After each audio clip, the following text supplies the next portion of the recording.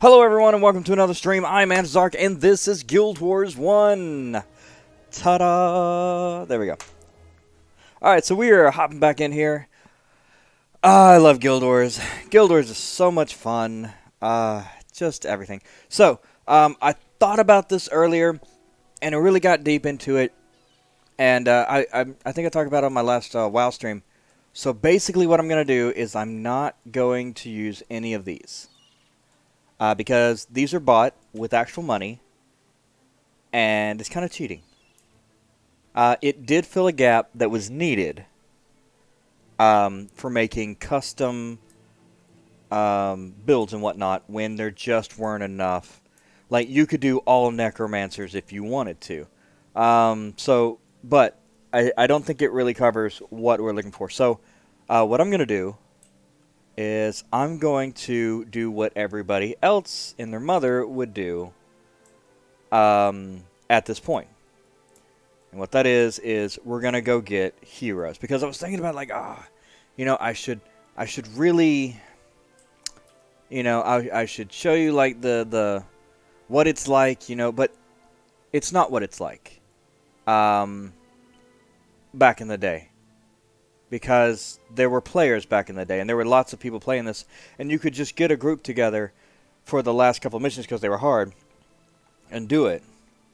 And now, only times those happen is on like some of the harder missions that a lot of people really just can't do with their heroes because their heroes suck. So what I'm gonna do is I'm going to get, I think it's, I want to say you can get, well, for one, if you walk out this door, you're going to get Mox. Because Mox is a hero that you will always get at this level. You just have to be level 10. See, there's Mox. And the shaking, that's normal. So we're going to talk to Mox. You are the one. Yep. So Mox is now one of my heroes. And he is a golem. Now we're going to talk to Minlo. In my younger days, I trained in the distant land of Kanta at the famous Shinji Monastery. I studied under Master Togo himself, and he's almost as famous as the monastery he runs. Though it has been years since I have seen Master Togo and Kantha, its lands will remain in my heart always. I would not be the monk I am today if not for the lessons I learned there. Hello, Sabrina of the Dead. I am glad First What Sergio found you. I am afraid I have bad news. I have received a letter from my old teacher in Kantha, Master Togo of Shinji Monastery. Maybe you've heard of him. It seems as if a violent, horrific plague has spread like wildfire through the streets of Kanta and threatened to destroy all of Kaining City. Kaining City. Kaining, yeah. He has asked that I organize a group of skilled heroes and take them with me to Kanta, where we can fight this evil at its source. I will be traveling to Kanta shortly. If you're up to the task, please talk to Jaiju Tai in Lion's Ark. Book passage to Kantha and meet me there. Sure. Alright, cool. So, this guy, I think First Watch Sergio is just duties of Lion Guard. Yeah. Hail, traveler. I am Lion Guard Riddick. I serve the Lion Guard of the First Watch Sergio. I have the honor of protecting the gate of Lion's Ark. Is there something you'd like to talk about? Duties of Lion Guard. Let me ask you something. Do you like someone with nothing better to do than stand here all day, every day? I don't think so. So why is it that you can tell that even though we hardly know each other, but that thoughtless Orin, after all these years we've been friends, think it's perfectly fine to go gallivanting about where he's supposed to be here, guarding the gate. I bet he's off trying to romance Miraba again, even though it's clear she wants nothing to do with him. In fact, can you do me a favor and check her farm just short ways northwest of here? Sure. Damn. That dude is like just like, you know what? I don't want to guard this gate. I want to go get some some sugar. So, anyway, all right. I'm not seeing Orin. Maybe something you can get after. I'm not sure. So, but what we're gonna do is we're actually gonna go talk to. Ooh, actually, he might be in the other area. So we're gonna go talk to Cormir. And Cormir is the one you actually want to talk to because there is a hero available in Cantha, but Cantha hero is an assassin, which is decent. And assassins are really cool for doing a lot of spike damage, but they're really kind of floppy when it comes to actual like fighting and stuff. Really like heavy, intense, lots of enemies fighting. So what we're going to do is we're going to go get the majority of our heroes right at the very start by doing a couple of quests in Ilona, Land of the Golden Sun. Lion's Gate is where the travelers arriving by boat to Antizark are screened before being allowed entrance into Kryta. It is my duty to make sure any who try to sneak past the gate are dealt with promptly. Sunspears and Kryta. Oh, good, Sabrina the Dead. You were found. A rather important guest has arrived from Ilona, and she has been asking about you. She awaits you in Lion's Gate. We wish to enter Lion's Gate. Your entire party is about to be moved to the next area. Blah, blah, blah. That's just a standard message. I'm not going to read that in character. And as you can see, here are some of the key people. We have Minlo, and Sin, and Aiden, and Devana. So you remember Devana, and you remember Minlo and Sin. Aiden was a little less known. He is one of the hunters and stuff from Ascalon. So we have Acolyte Hareton and Jay's. So we have a dwarf, and we have somebody from Cantha that's part of the priesthood of Balthazar. And then we have Jenna Bao, who is part of the somebody from Cantha. Now, Cormir is different in that she is from Ilona. I am Cormir, Spear Marshal of the Sunspears. Those sworn to defend the lands of Ilona. Darkness has befallen our land. I have traveled to the Battle Isles and have now come to Tyria to search for heroes willing to fight this evil and help bring peace to the lands of Ilona. Sunspears Kryta. Hi, Sabrina the Dead. I am Spear Marshal Cormir, leader of the Sunspears of the lands of Ilona to the southwest. Our order has been entrusted with defending the three provinces of Ilona, Istan, and Korna, and Vabi. Of Ilona, Istan, Korna, and Vabi. From those who would seek to bring our lands to ruin. An evil has risen in Ilona, a darkness we cannot hope to fight alone. I come here now in search of heroes who will help us battle this evil, which surely seeks to devour all of us. We are ready. I speak of Nightfall, oh. Yeah. Okay. Almost made a mistake there. Right. So here's the problem, right? This gonna be hard. Especially with the stuff that I have available. But we're gonna see if we can make it happen with the with our level 10 guys here. Okay, so we're gonna pick up Orion, mage. We're gonna get Alessia, healer. Stuff on a fighter. Little Thumb, a brawler. And you know what? How about an enchanter? We need someone to just put some debuffs on these bitches. So here's the problem. Everything is level 20. And it's tough.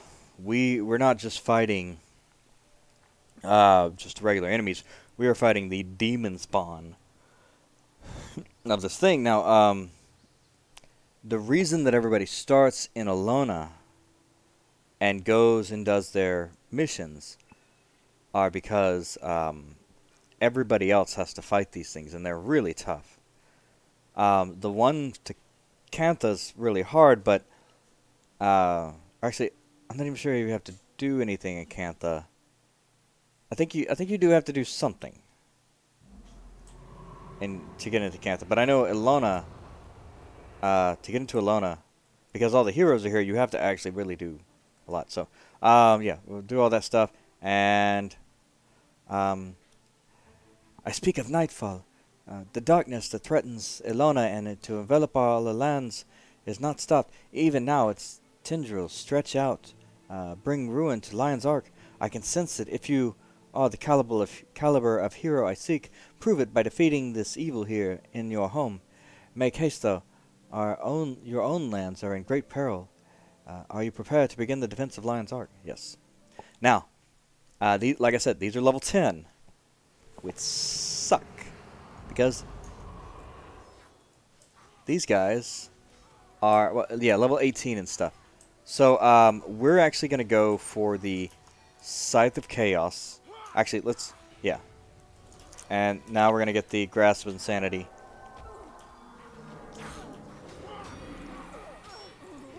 Yeah, so just hitting them hard. They're using a lot of abilities. Alright, there we go. Now, Scythe of Chaos. He uses a lot of abilities that fuck with casters and stuff. And destroy mana and all this stuff. Okay, so. We're gonna stand here. Okay, everybody's back up. And, I mean, we've got a lot of help. But fuck if it's not insane, like. 3 refs, okay. Ooh, hello. And gotcha. Apparently, he was beat up pretty bad, so that's good. And we're going to get some minions up.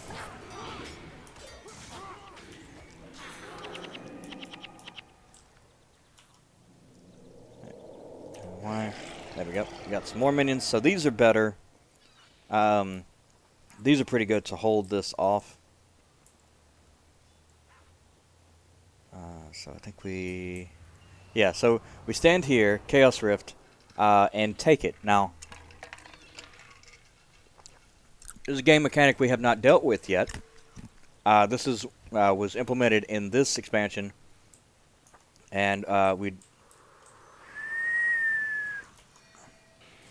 Alright, and we're going to get that done.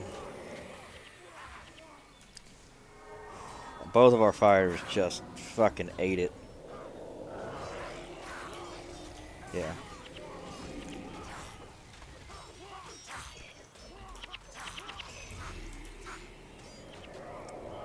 So we're having a rough time with these things. I really want to focus cleanly on some of these enemies.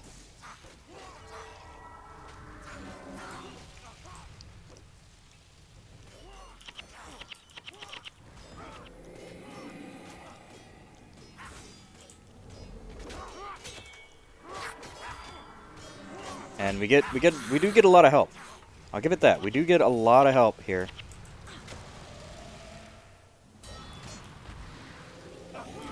Alright, so that's good. Alright, we've got that. Oh, shit. We're still burning. Still burning. Okay, we're better. Better now. Better now. So I'm going to hit that. And then I'm going to hit this.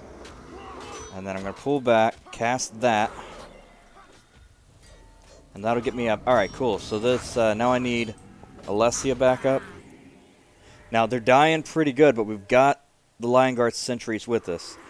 And I'm really trying to show you guys what we would be doing, or, you know, what you guys are going to be doing to try and deal with this. Because if you don't have any heroes, which you won't, because you started in this thing, you're going to want to try and just use your friends and whatnot, your Lion Guard sentries here, to the best of your ability. And we should actually be able to... I think we'll only have one more fight, and it's just with those two, because that was a lot of enemies. Like, that was 4 or 5, something like that. That's insane. For what we've been dealing with, that's insane. So we're going to let everybody get set back up. Alright. I'll get my energy back up. Hopefully, we can just kind of take this one, and that'll be it? Maybe? Because you don't have to go in here and kill everything. You just have to win, you know? 4. Okay, one more of 4. So, there are 3 sides of chaos up there. There is one thing... There's one thing down here. Now, if we can just kind of come down here without... You'll see the circle here. The circle is what allows the enemies... You'll be in the area that they can attack. So, we can actually stay out of that area. There we go. Perfect. Now, we don't want to leave anywhere because it's going to put us in a new place, but we want to survive for the next 20, or I guess it's 30 seconds is what we, is the whole fight. So, now that we've done the whole thing, even though we had level 10s, we used them as meat shields, and we used, you know, what, the minions that we could have, and that saved us from dying, and we stayed up long enough to get through. Revived all of our guys, and boom. We are in the Lion's Gate now, and we will have access to... We fought those off. We'll have access that we need. Yeah, so she says the same thing. You have now witnessed the darkness that threatens to destroy all of us and triumphed over it. I fear the leader of the Elonian province of Korna, Varish Asa, is responsible. I ask of you, come to Elona and help the Sun Spears defeat her before she brings ruin down upon us all. Finish your important tasks here in Tyria and return to me when you are ready. I will then arrange travel to Elona so you may help us make a stand against this evil. We are ready. If you have completed your business here in Tyria, I wish you to join the Sun Spears in the defense of Elona.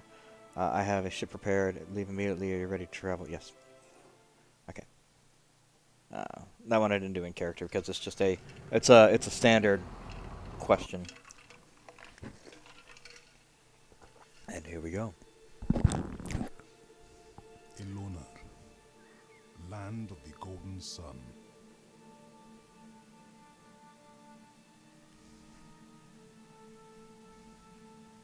A land of wealth and bounty. The purple one's Varish. A land of heroes.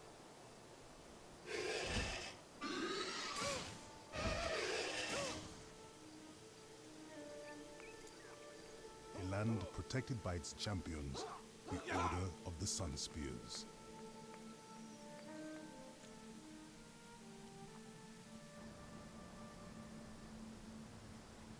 A shadow now falls upon this land. The shadow of an ancient and forgotten darkness. Night falls. The time of the 5 gods is at an end.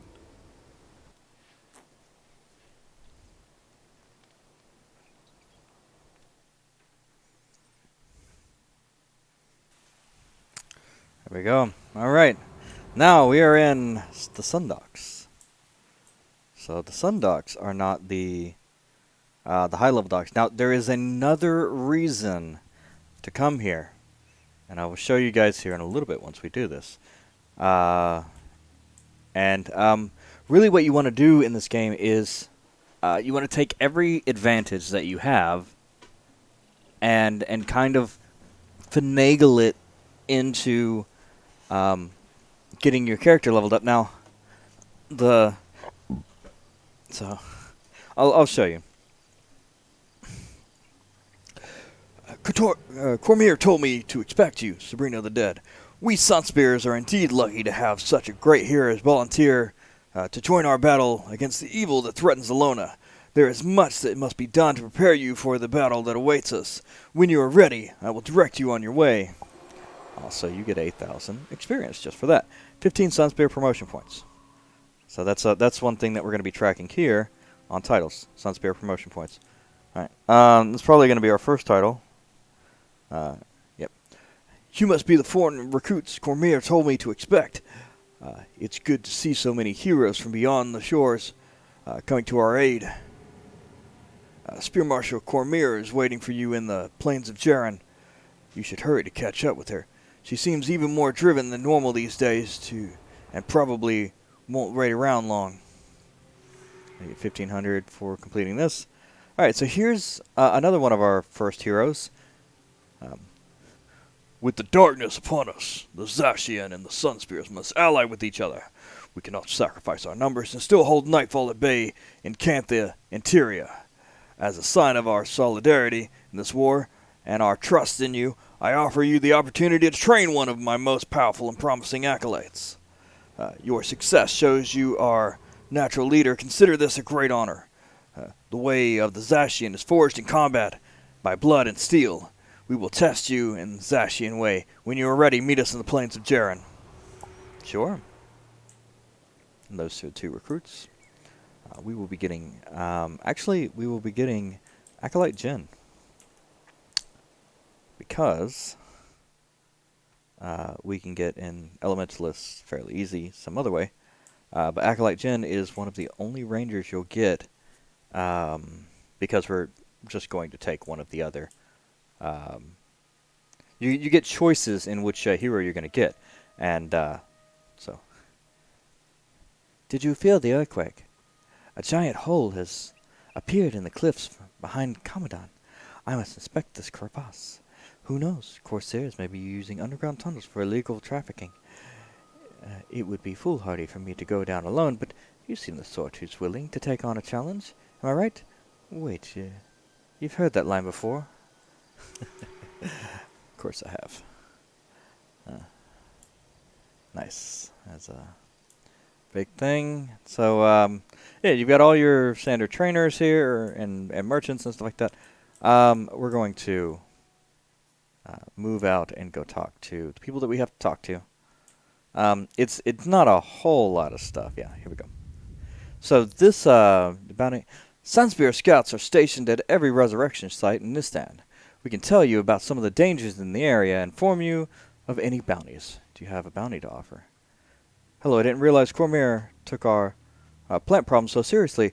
To send a hero of your stature too seriously, I think. You should be doing something of real worth, not spending your time pruning shrubbery, if you don't mind my saying so. Okay, so what that means is we've got too much stuff. So...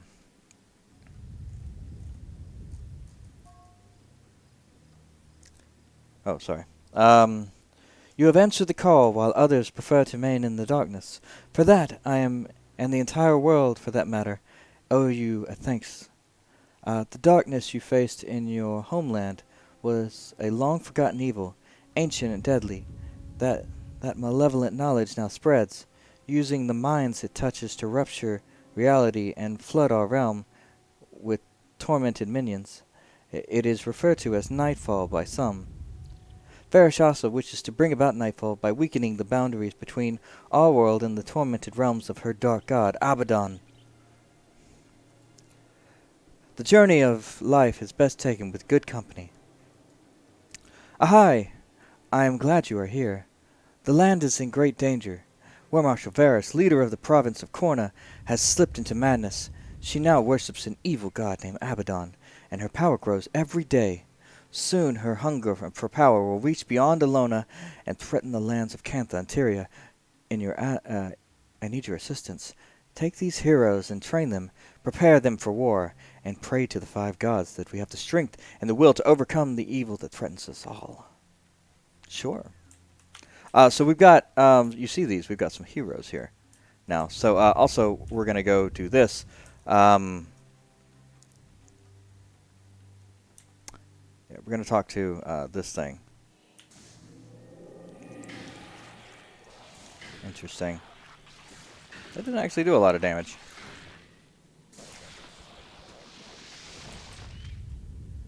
Sometimes scythe. Ooh, nice scythe. Yep. Yep. So we're going to fight you.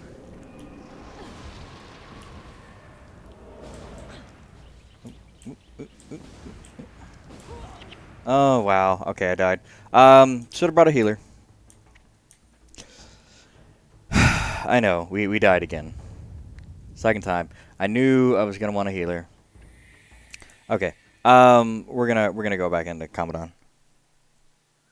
Yeah, definitely. Even a little healer would have worked better than what we had. So here's the thing. Not all the time are you going to be ready for what they throw your way. So right now, I don't need any death magic. I need blood magic and soul reaping. So what we're gonna do is we're actually gonna take this one off and take this one off. We're gonna keep all these blood magic ones, and we're gonna take we take a vampiric touch, vampiric gaze, life siphon. Um, this dark pack just deals well. Barb Signet's better.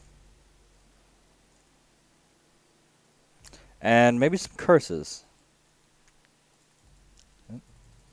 Because Soul Reaping's not really going to help me right now. It's only going to help me when people die. Let me put some points in Soul Reaping.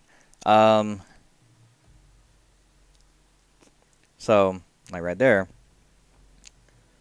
Attacks, yeah. So that's going to be good. Target foe hits with an attack. That's good. That's a good one to keep. Foes whenever target foe takes physical damage. So that's another good one. Yeah. Don't need that one, so that's fine.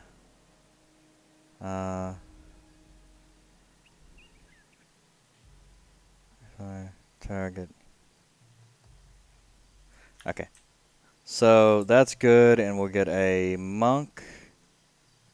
So the thing is, we don't actually have to take that one alone. We'll do a monk here and holy. Just somebody to start doing some melee damage to him. Okay. They're not very high levels. Yeah, they're only level 3 while I'm 15. So that also makes it kind of hard. And oh, actually, you know what? I take that back. Sorry. We can actually do something else. Instead of that level 3 Holy Henchman, we can add a hero named... Oh, actually, we have these heroes now. Okay, that makes it a lot easier. Okay, so Talcora and Dunkoro. We'll take...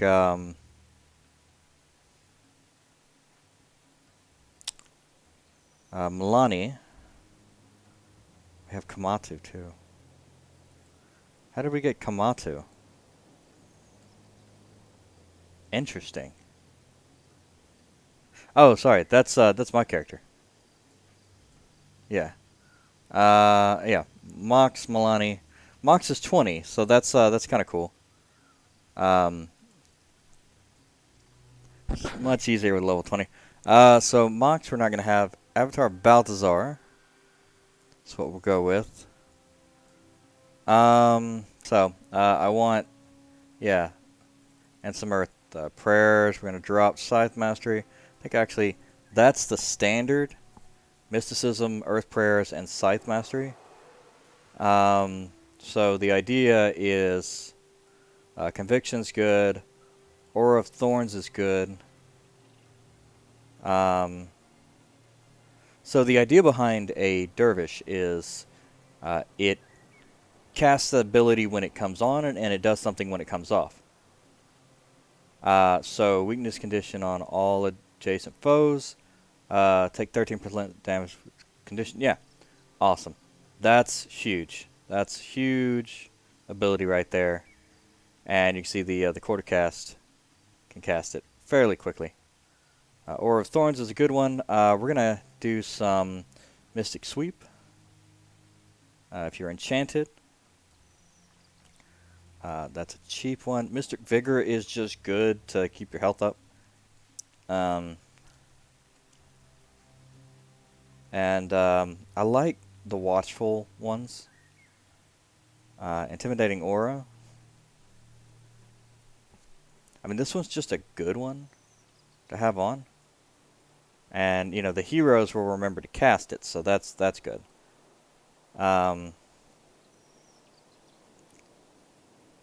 Lose one diverse enchantment, removal effect, target foe loses one enchantment.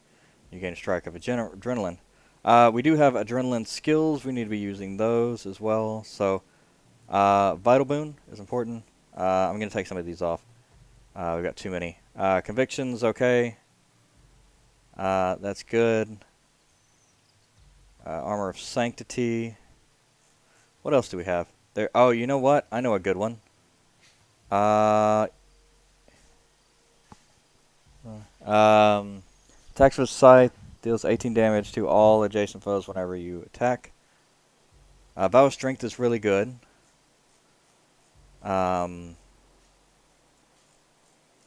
It's not on here because... Oh, I see. Sand shards. So here's a thing. Let's do this. Avatar Vow of Strength. We're gonna change Vows of Strength in there. We're gonna put on Sand Shards. Aura of Thorns. Weakness Condition.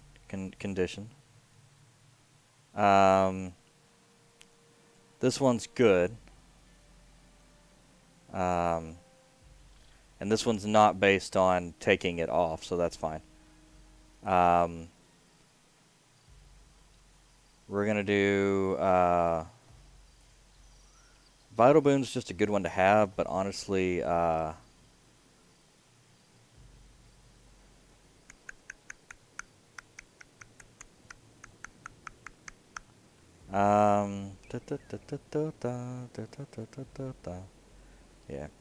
Mystic Vigor. 13 health for each enchantment when you ever hit with an attack. Okay, that one's good. I like that. But Pious Fury, I think, is the... Faster remove one of your dirge enchantment remove effect. Stance lasts twice as long. I think there's a different one. And Pious Fury is good.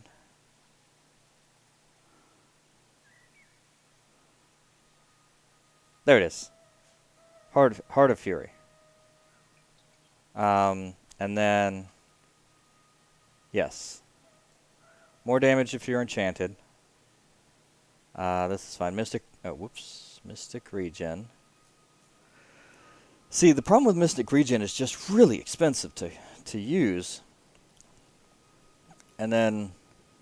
okay, so I think what we're not going to use Mystic Regen. We're going to use... Vital Boon's a really good one. And it plays into the rest of this.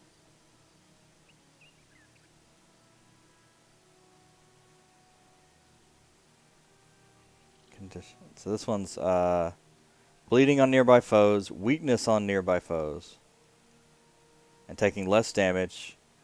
Foes with a condition. Attacks with a scythe deal 18 slashing damage to all adjacent foes whenever you attack. So that's good. So and then we want to attack as fast as we can because this one, and then we're going to hit them with. And then this makes us take less damage.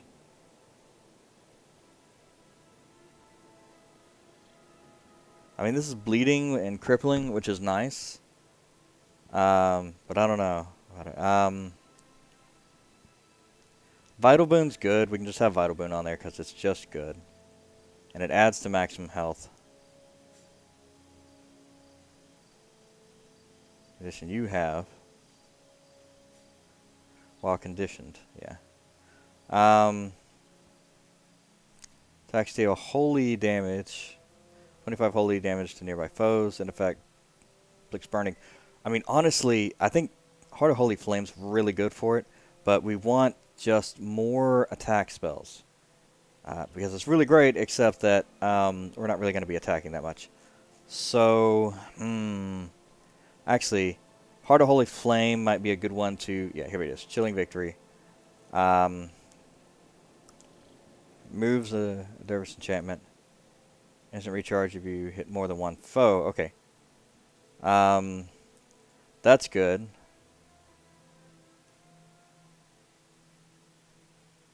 Oh, Jason, take holy damage. Yeah, a lot of these. Here we go. Remove one of your Dervish enchantment. Oh. Lock will attack twice. Victorious sweep. Each foe you hit that has less health than you. Okay, that's a good one to have too because of the vital boon as well. So that's good. So we've got quick recharging attacks. That's 20 damage. That's 18 damage.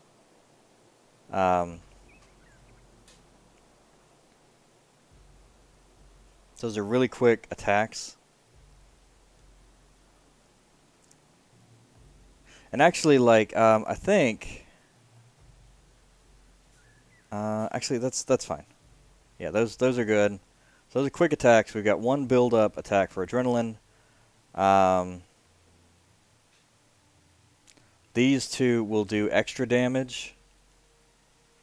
This one casts weakness on everybody. So if they're all getting weakness cast on them, then can we do a cracked armor? Because I think there's an ability that somebody else has that can cast cracked armor if they have weakness on them. So we'll have to explore that one. All right. Now the interesting thing about there we go. Okay, so the smiting and we're gonna have like 8 of that, 10 of that. Yeah, 8, 9, 8. All right, that's fine. She's not all the way up. So we want. Honestly, we might actually just go straight up smiting. That's good. Yeah, that's fine. 11 and 9. Because what that's gonna do is Ray of Judgment is really good. Castigation Signet converts target allies' attack to holy damage and adds 20 armor penetration. That's a good one, but fairly. So reversal of damage is a good one to have on there. Smite condition, smite hex, just to have it on there. Strength and honor.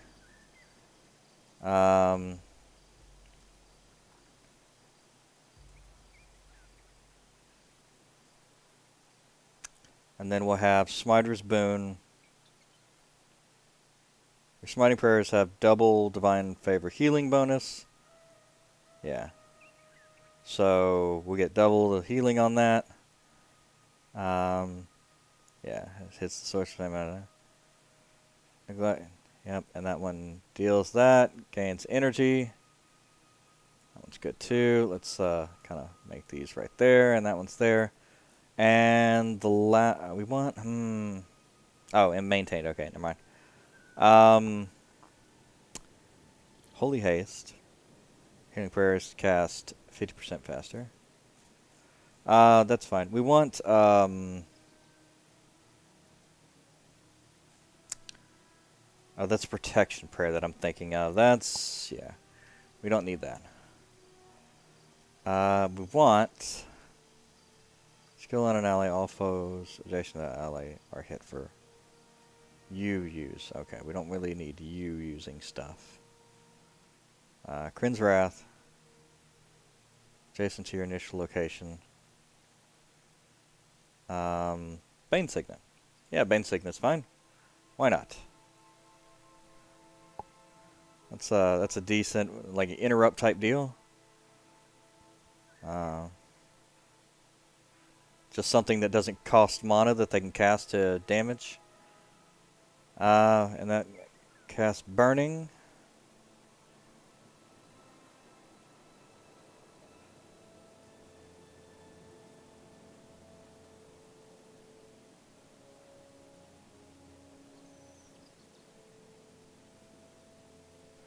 Okay, that's fine. Yeah, I'm digging that. That's some mana. This will knock it down if they're attacking. I like it. Um, these are neglects damage or negates damage. Oh, that's not what I want. This goes here. Does damage. What that doesn't do is leave us with much of a healer. So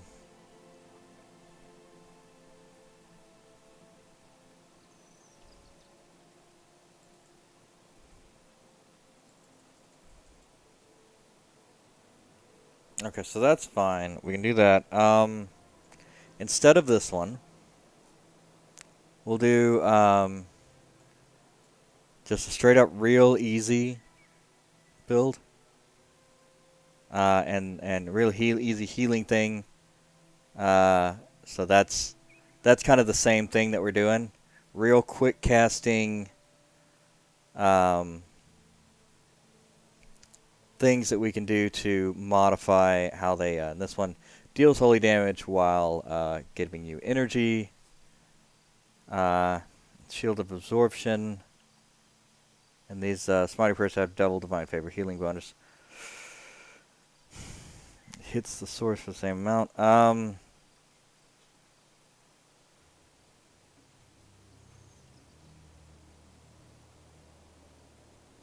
Those are the only two. Okay, so these are the only two. Yeah, there's only two that actually are going to do anything in that regard. The Smiting Prayers that are actually going to heal. So what I'm thinking is that we'll go with something else from, yeah.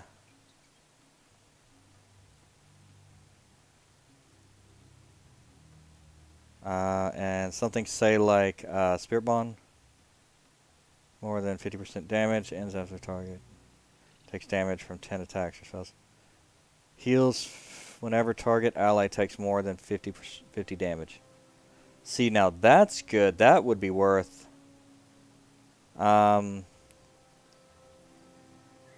Deals that much damage in melee. See, that's okay.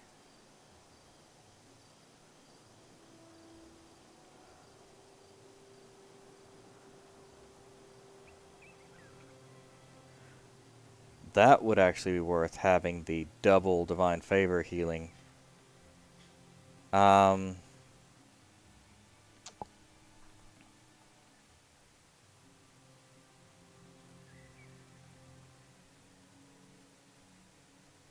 We'll take that off so that it's not draining the health, and we'll put the thing back on, the Smiter's Boon. All right, so that's what we're gonna roll with her. And then our third is actually going to be. She's going to do damage. Monks is going to be our front line. And Dunkoro. Here we go. Dunkoro is going to be our actual healer. So Dunkoro is going to do. He's going to be healing prayers for the most part. Healing prayers with some protection prayers. Because that, honestly, there's a lot of things you can do. So having to heal for 50% more. So that's a good solid one to have.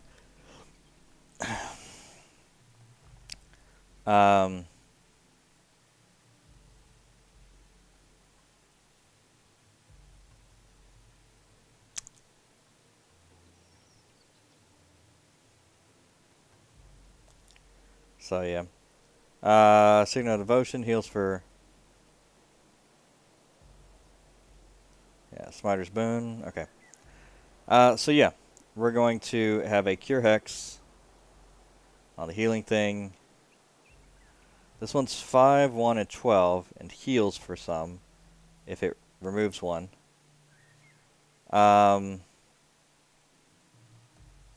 Words of Comfort is a really good healing thing. Word of Healing is good. Light of Deliverance is decent. I mean, you can actually do like a straight up just heal the entire party. Actually, let's try that. Let's try that. All right, we're gonna do all.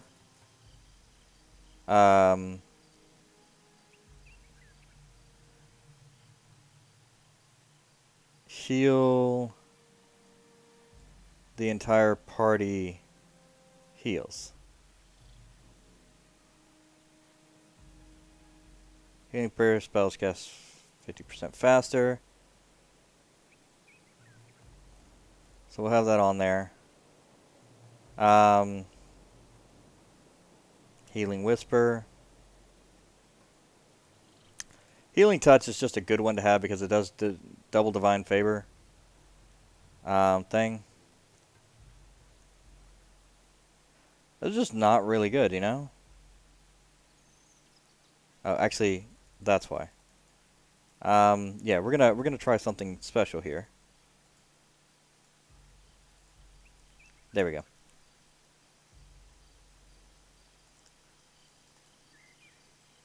There we go. Gotcha.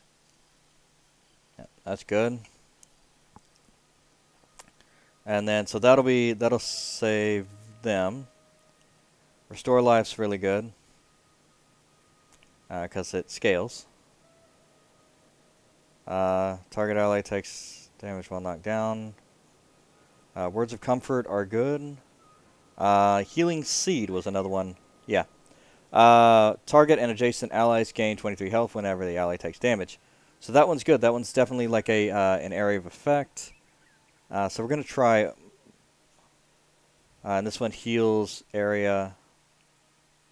adjacent allies.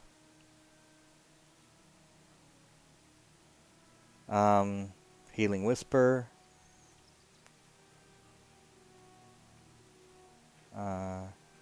You gain 13 health whenever your target ally hits a foe.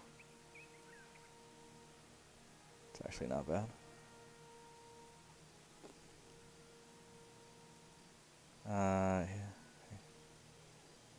Yeah, so basically my... Oh. Target ally has a condition. Yeah, see, we're going to be removing those conditions, so that's not actually the one I want to go with. Like, something of Dwayna. Dwayna's Kiss. Enchantment and Hex, that's on there. That one's fine.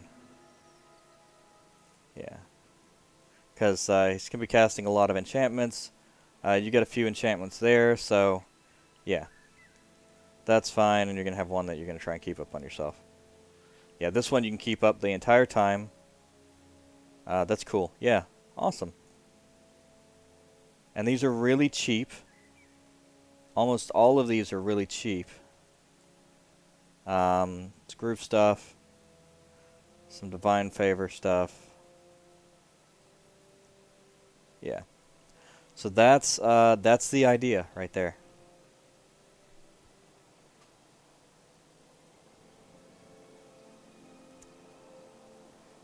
In fact, we might actually do...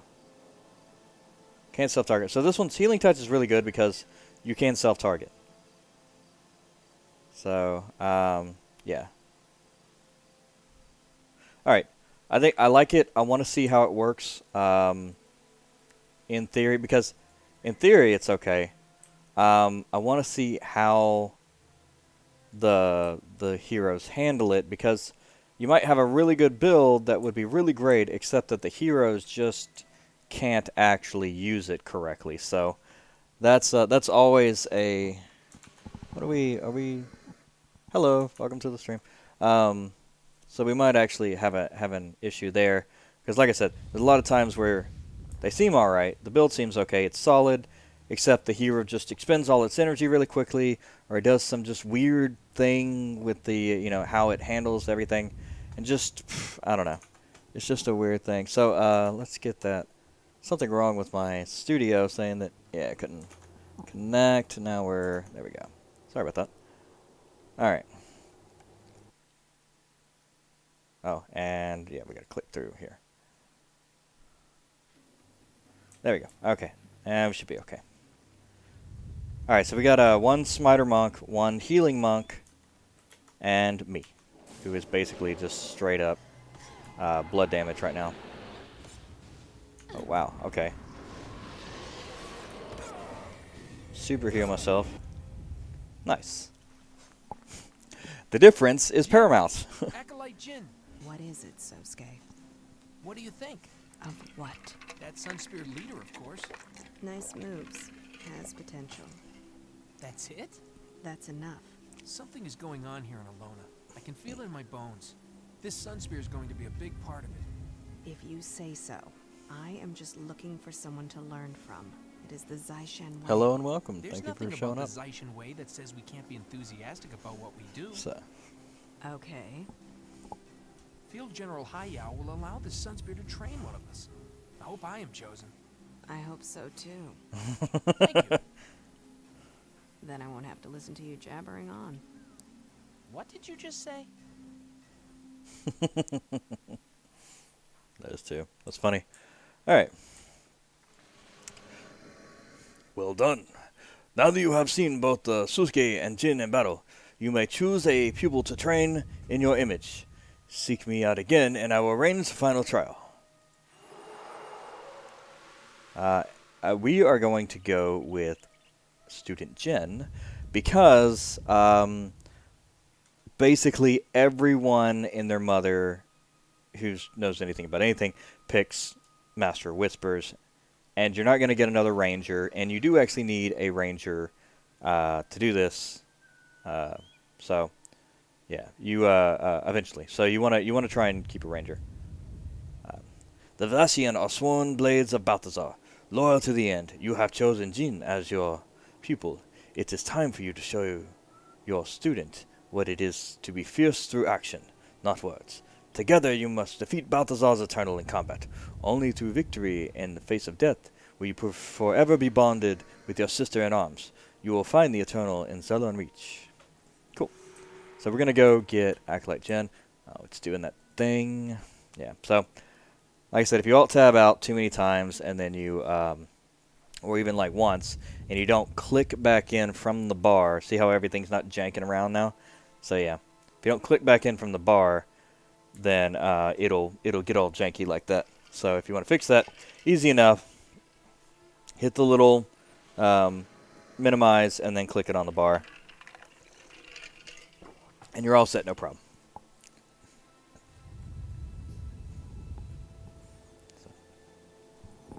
All right.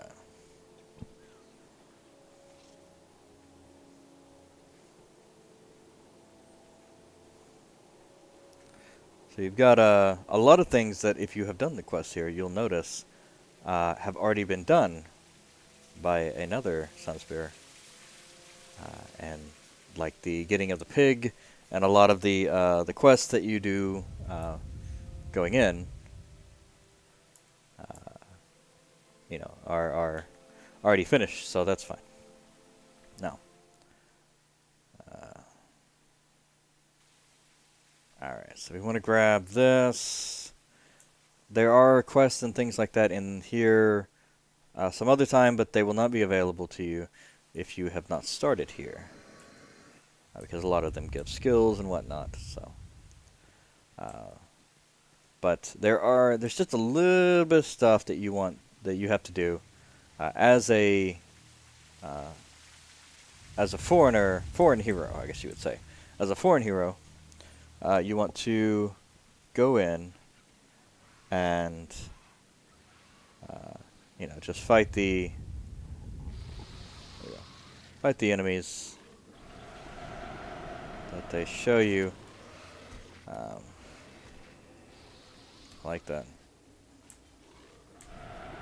I want to get into like a really big fight and see what happens.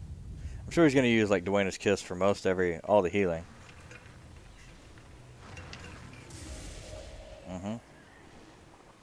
Isn't that interesting? The elite does the entire party. This one also does the entire party. Party members in earshot. Party members in earshot. There we go. Healing seed. So anybody who's taken a lot of damage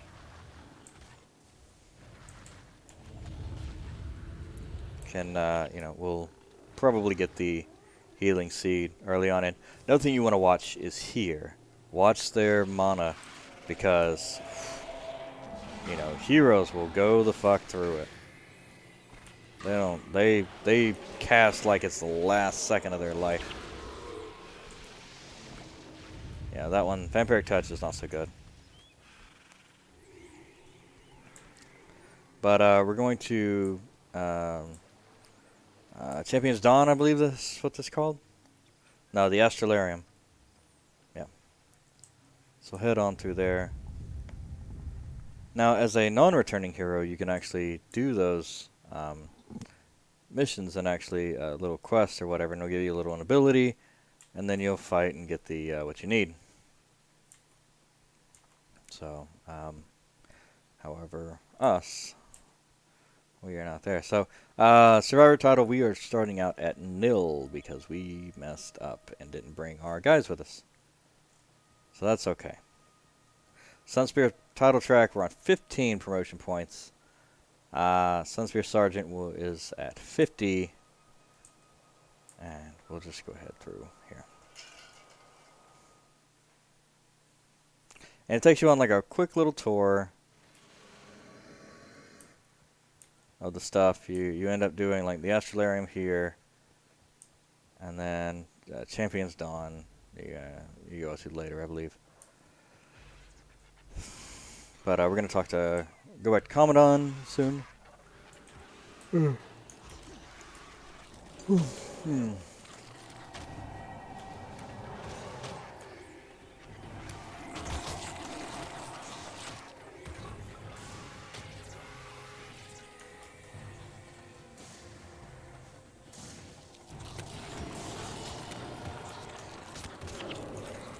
Yep, and that amazing light is the Ray of Judgment that she just cast. Super nice. Hello, Acolyte Jen. These are the Balthazar's Eternals we have to fight, and they will begin fighting us in just a second.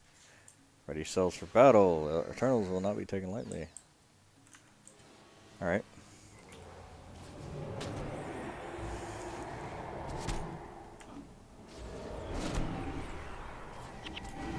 No flash, obviously can't do anything. This was Insidious Parasite is really cool. Like, the amount of just health, like 31 health every time it attacks. So that's 31. I get healed for 31. 31. Just the whole time. And if I cast something else, excellent battle tactics. I am honored to be trained by one so versed in combat. Yeah. So Sundocks back to Commandant. And we were going back in. Now, the whole idea behind the heroes is that we won't die in combat. And we won't have these problems of just getting completely wasted. I like that they changed that to be on all the time. Because everybody used to run around with like the control key hit all the time just to make it look like this. But they've done it opposite now. Okay, by the way, let's get rid of this. Vampiric Touch is just awful. Yeah, Shadow Strike's worth it. All this too much. Yeah, this is all too much stuff. That's fine. That's good. Okay, and oh, Suffering needs to be up here somewhere. Yeah.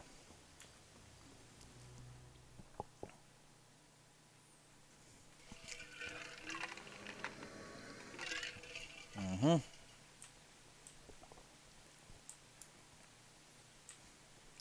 Right. As her trainer, I think it's best you knew something about your pupil. Jin is from a small town in Kanta coast. It is mainly self-taught. Her family was slain by monsters when she was a small girl. As an orphan, she focused her sorrow and rage on vengeance. Even before coming to the Zacian, she was an effective fighter. She is quiet and taciturn when out off the battlefield, methodical and deadly when on. She never backs down from a fight. Good luck, hero. Go with her blessing of Balthazar. Right, so we get Acolyte Jen. Very cool. She's a cool little chick. And a very good addition to the team. One of the best things about rangers and hunters, whatever you want to call them. Actually, what are they called? I forget. Anyway, the hunters and whatnot. Like Acolyte Jin is just stacked with interrupts. Just great. All right. So first spear Devad. That's who we got to talk to. Command training. We got to finish command training and then we can do battle preparations. Hi, Sabrina the Dead. It's lucky I've run into you. Here's a bit of advice. Don't be afraid to take chances. Your skill will help the dice fall in your favor. As a Sun Spear, you never fight alone, so be effective. So to be effective, you must learn to command those fighting with you on the field of battle. There are many new lessons to master. Command training will teach you the techniques you need to know on how to make tactical decisions during the heat of battle. We can only provide you with the tools. What you do with them determine your fate. When you are ready, report to Tactician Hajj in Chur Fields to commence your training. Yeah, battle preparations. Basically, what this tells us is that was just a tutorial of what heroes are. Basically, what this is telling us to do is go to the fields, and there's a standard kind of like quest that you get, and it's like go to, and same thing when you go to the Eye of the North. Oh, go get these. Go do the field training, the hero training, and then you can. There's Tactician Hodge. So, go do the hero training, and it's you actually. It's funny because you do it so much on all your characters that you kind of end up like figuring out a special way to do it. So what I like to do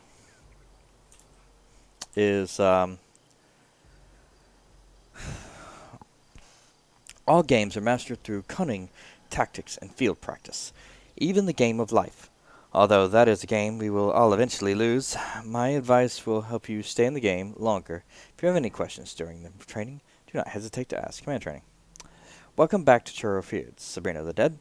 Let me know when you are ready, and I will separate you from your squad so you can learn to issue them commands. Alright, cool. So I'm up here. So basically my squad, you get these things over here. You can do them, the first three individually, or you can do all of them. So, that being said, choose your first three wisely. So, yes. And what you can also do is just kind of like... yes, he's trying to heal people and do stuff. Alright, so over here actually is what we're looking at right there if you're not seeing it. And so what happens is like the first three, you can actually overwrite what they are doing.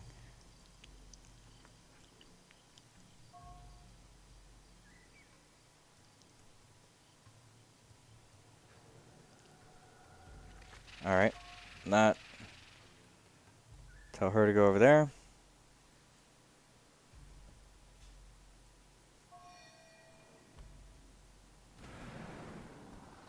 And we'll get Talcora. Come over here.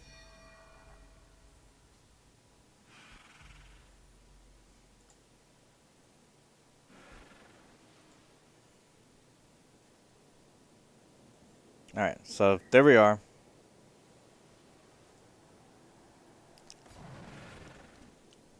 Now remember, they will run to the flag and then start casting.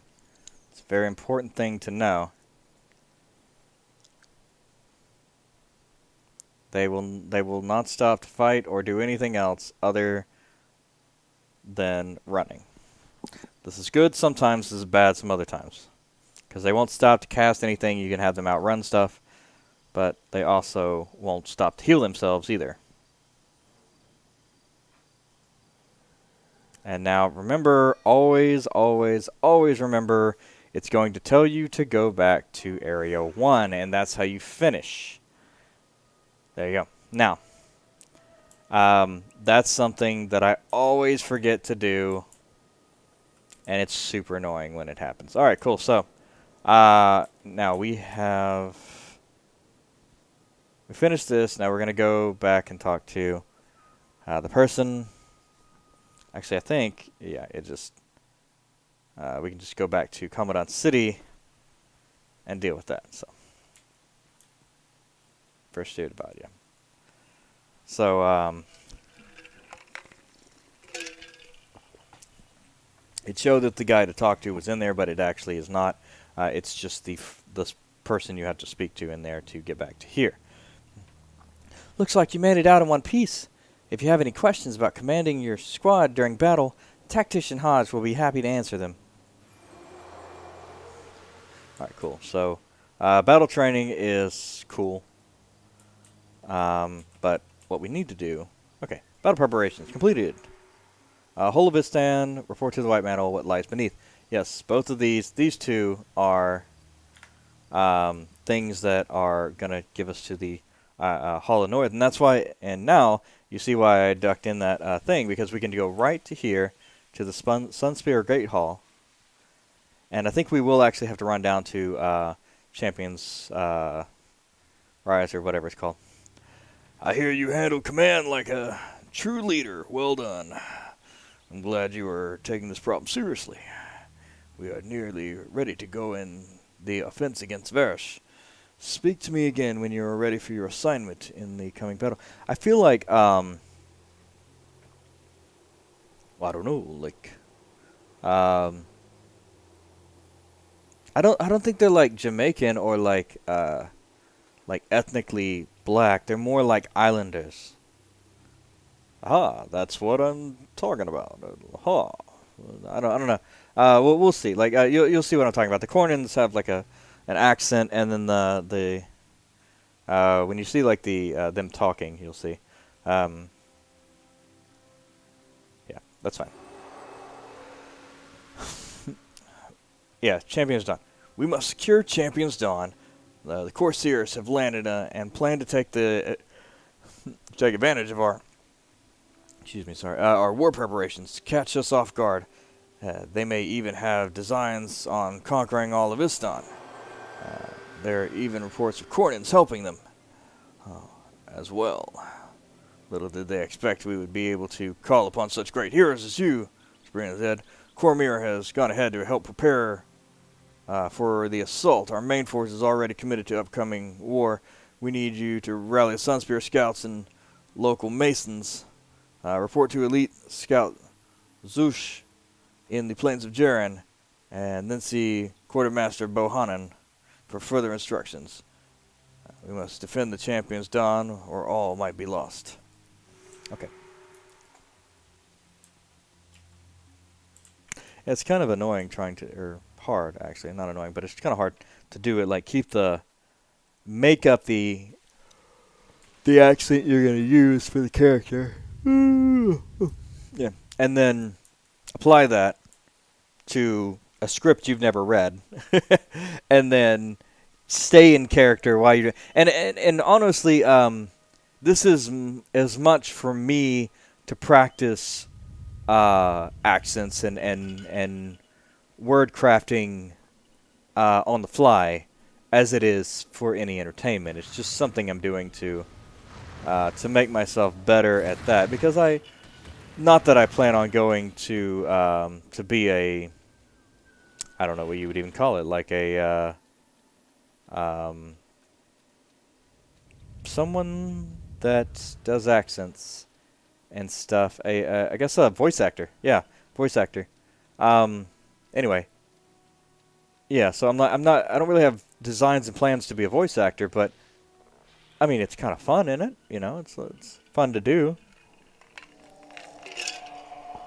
Maybe not professionally, but it might help me on, if I plan on doing any sort of other videos.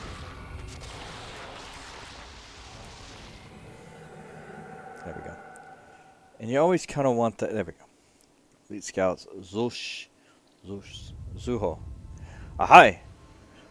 Talk to the Sunspear Scouts to receive a bounty. Be helping out with the local wildlife problem. You also gain ranks with the Sunspears. We only give bounties to appropriate people, though. That is to say, we much rather have stronger, more experienced officers fighting stronger, more serious threats. If you are too experienced, you may not receive bounties for the area. Yes, we have heard reports. Cormair briefed us about the situation, and we await your further orders before joining the meager defenses. But first, you should understand what we scouts do. We help protect Istan by issuing bounties on local monsters and other less savory groups, such as the Corsairs. You gain ranks within our Order of the Sunspears by taking these bounties upon yourself. You will have such bounties during this upcoming battles, so try to kill as many as Corsairs as possible after you reach Champion's Dawn. For Istan! Alright. Yeah, and you do really... your rank is really going to matter later on, so getting through the ranks quickly here helps. You only have to get to a certain point, but it's a lot easier and less frustrating because you get a lot of points here doing this when in comparison. Later on, it's different. Here we go. Quartermaster Bohannon. Cormair awaits you in your reinforcements upon the cliffs of Dojak. You meager few are all that stands between the Champion's Dawn and the ravages of the Corsair pillaging. I hope the legends that precede you are as solid as stone. Otherwise, I fear I may not live to see sunset. And look at the experience we are getting. Look at that. 1,000 to 1,500 to 2,000, 2,500 each one. Look at that. I mean, we're going to be 16. It gets you levels. It gets you ready. But damn if this doesn't, like we reached about a level 10 is what you're expected to be at when you reach Lion's Ark. But this really this throws a lot more into it. And a lot more ability to do levels. And at Lion's Ark, you have a large ability to do a lot of quests that are going to level you up very efficiently. There too. So if you go do them all and fight through all the monsters to get there, then and get all the extra skills and all the stuff that's going on, very important to to doing all the quests and stuff. It's kind of like the level up point in Ascalon City. I have lost a lot of good men between the travesty of Feranor and the various monster queen attacks on the quarry, so I can offer little in the way of assistance. What men I do have are attacking the main Corsair camps to the west. With luck, they can keep them busy while you push your forces forward from the east. At least, that's how Cormair explained it to me. She is waiting for you in the cliffs of Zojak. Are you ready to defend the Champion's Dawn? Shouldn't keep her waiting long. Corey is my life. Every stone that lives there. Your entire party will leave. Okay, that's a standard message. That's the are you sure you want to do this right now? Because if you don't have a party, you're going to be fucked. So, there we go. And it's a special instance. Prepare yourselves. We are all that stand between Istan and destruction.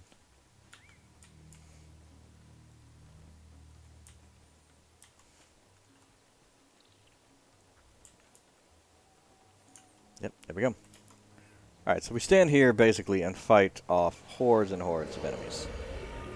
Bosun is a healer. So that's somebody we want to kill. Very quickly. And we'll hit him with that. There we go. You know what? I should have gone Menu Master again. You know what? We just started. Let me get back to Menu Master. Sorry about that. I'm just, I got used to doing this one, and it's not effective, really. Okay, so we're going to do bloop, bloop, bloop, bloop, bloop, take out the curses. You know, I think I had a really good setup with the whole, oh, nice, that's 11. That's good. I think I had a really good setup with the curses. There we go. So we'll do the Shadow of Fear.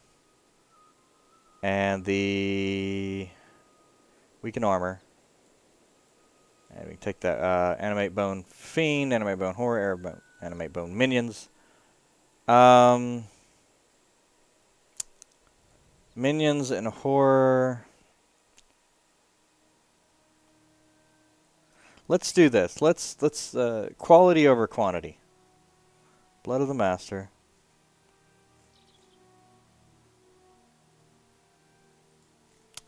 And we'll do Rebirth. Rebirth is special because it pulls them to you instead of just reviving them where they are. So that's pretty neat. And of course, Deathly Swarm is our attack spell that we need. And we need something for healing. Just straight up healing. Fine. Fresh Corpse, Soul Feast, Future Split. We're still gonna go with Taste of Death. It does a lot of health while sacrificing a servant. And you know, if we're doing it right, we should always have servants, but we won't always have bodies to heal when we need them. So, because if we're dying, then we haven't killed a lot of people, and I need that for. If I'm dying, we haven't killed a lot of people, and we need those more for, what do you call them?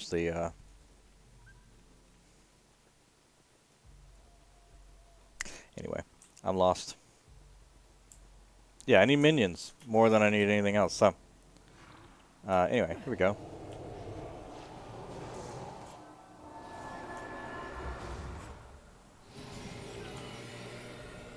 Alright, so we're going to get Bone Fiends up first. The cool thing about Bone Fiends is that, so they're level 17, right? So let's get a Bone Horror up. So yeah, they're same. Okay. Just wanted to check that more, really. So yeah, we're going to get 3 Horrors up. And this will keep us having high amounts of... Let's see here, nice. Awesome. High level...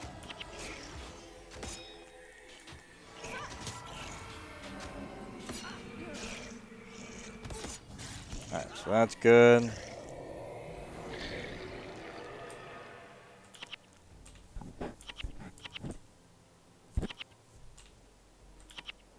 Oh, that's... Alright, well, whatever.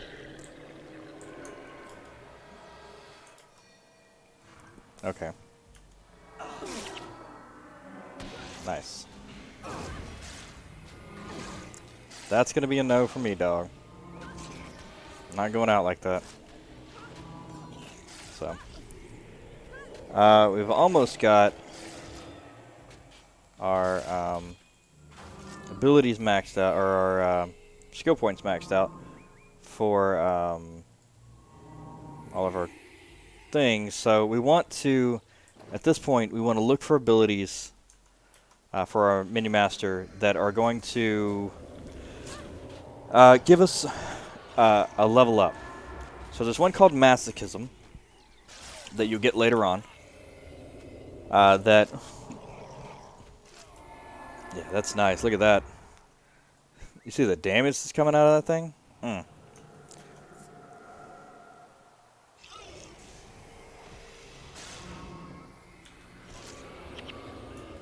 Alright, so we're gonna Bone Fiends. And then we're gonna go toss some Bone Horrors up there. Healed up a little bit. Nice. Leveled up. Some more. Alright, yeah, that one's about to go.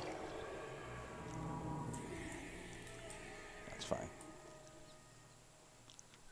Bleed Skull. Nice. Is that Death Magic? Because that's kind of cool. Soul Reaping. 8 Soul Reaping, which we have like nothing on. Yeah, 3 Soul Reaping, yeah. Kind of trash.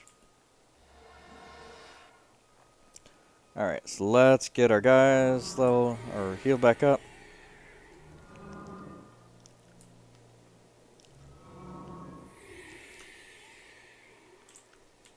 Alright, we got a group running off to the side. They split. Let's take advantage of that.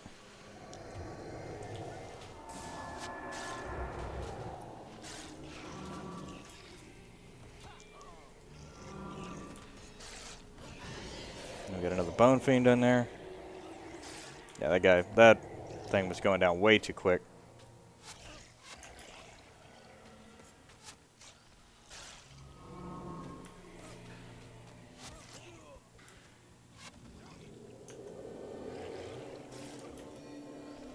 Okay. Shadow of Fear. Hit him with that. Okay, there we go.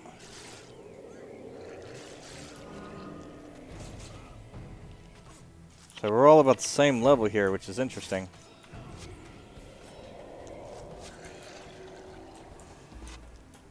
Now this is crazy.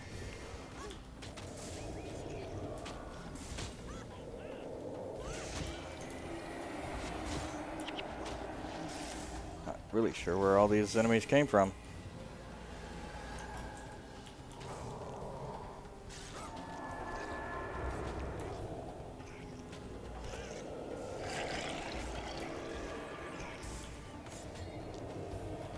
Alright.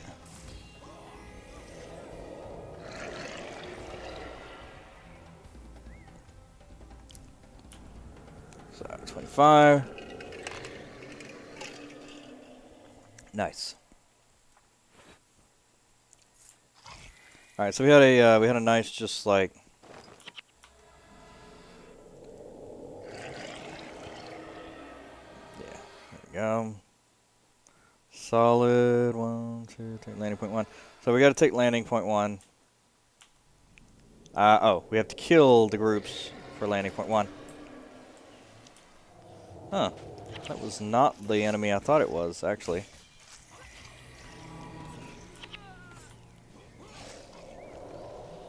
Wow, he's just tearing through them. Holy crap.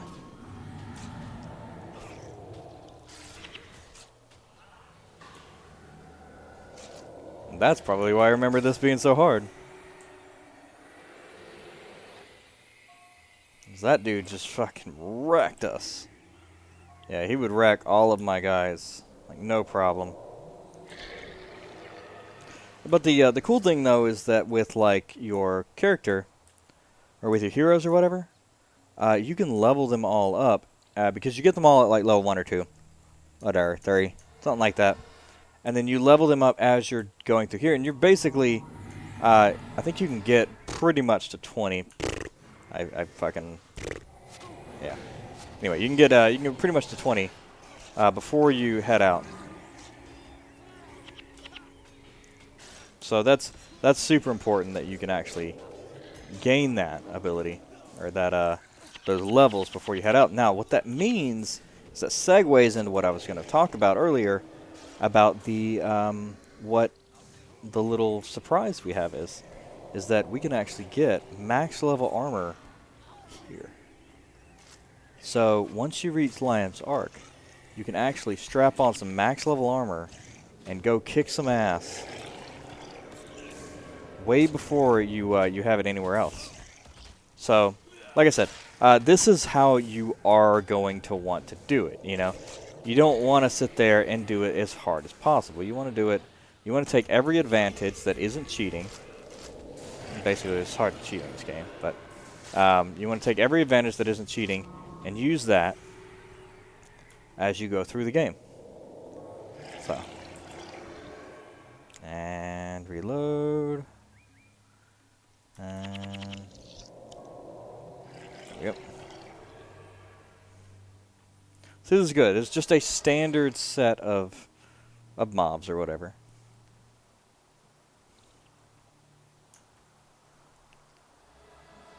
And the fact that we are gaining so much experience now, and we have all these quests that are allow us to, you know, really just get a lot of experience, is cool. Because later in the game, when you're trying to, oh, I want to do Savior or I want to do Survivor now, it's like, well, everything's gonna kill you really quickly, you know. So I don't know what you want from me. Yeah.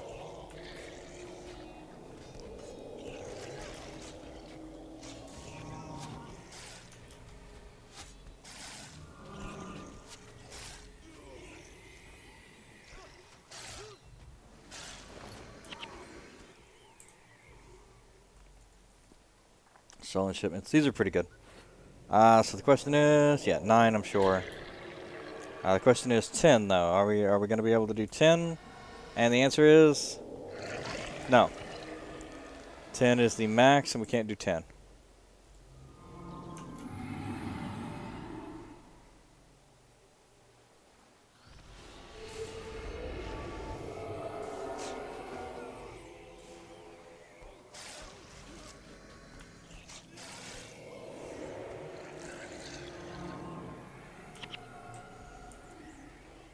Alright, cool. So we got that, and I'm gonna use my 25 power on this.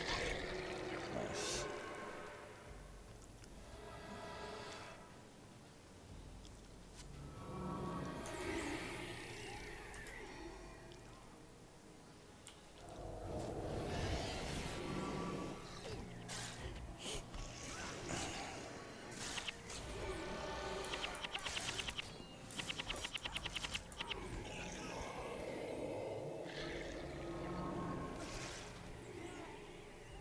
Now we're gonna hit another one. And if you keep it rolling, like, it's not gonna be just obnoxious to actually fight and keep these guys up. There we go.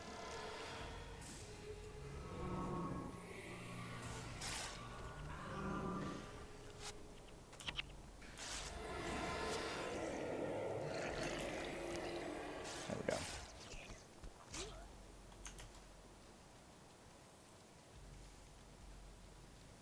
So you want to keep as many fiends as you can keep up. But those are a little rough, and you have to focus on keeping them up. Yeah.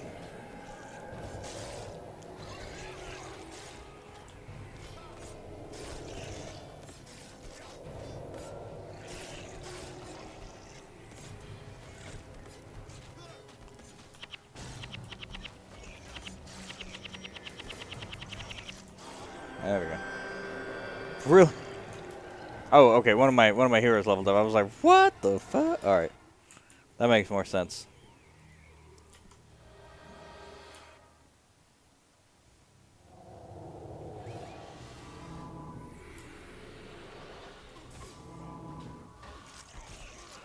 He's just sitting right in there,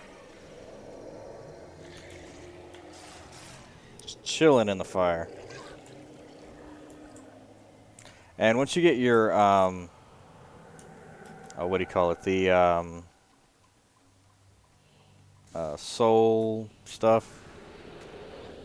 Once you get that stuff up, it makes it a lot easier. I just had the sun nurse to go play pool, like at a bar. Alright, that would be pretty fun. Maybe this weekend, you know, or something. I don't know. Maybe tomorrow. That way, it's not like I'm not like fighting with the local pool sharks and stuff. So this is cool. I cast some abilities, and yeah, there we go. We're summoning. Awesome. Yeah, we're still at 9, so that's good. And we're gonna place that horror that died with a fiend.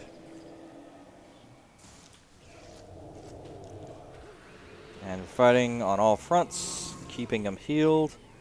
It was my job. Okay, that one died, so we're picking up another one. 9, keep him healed. Yep, that, keep him healed. Boom, keep him healed. And we'll go ahead and replace that fiend with a horror. Because probably the one that's dying the most is the one that's going to... Oh, Captain Okay, so we got a captain here. Priest. Because of the blue. We can tell because of the blue. We have 9.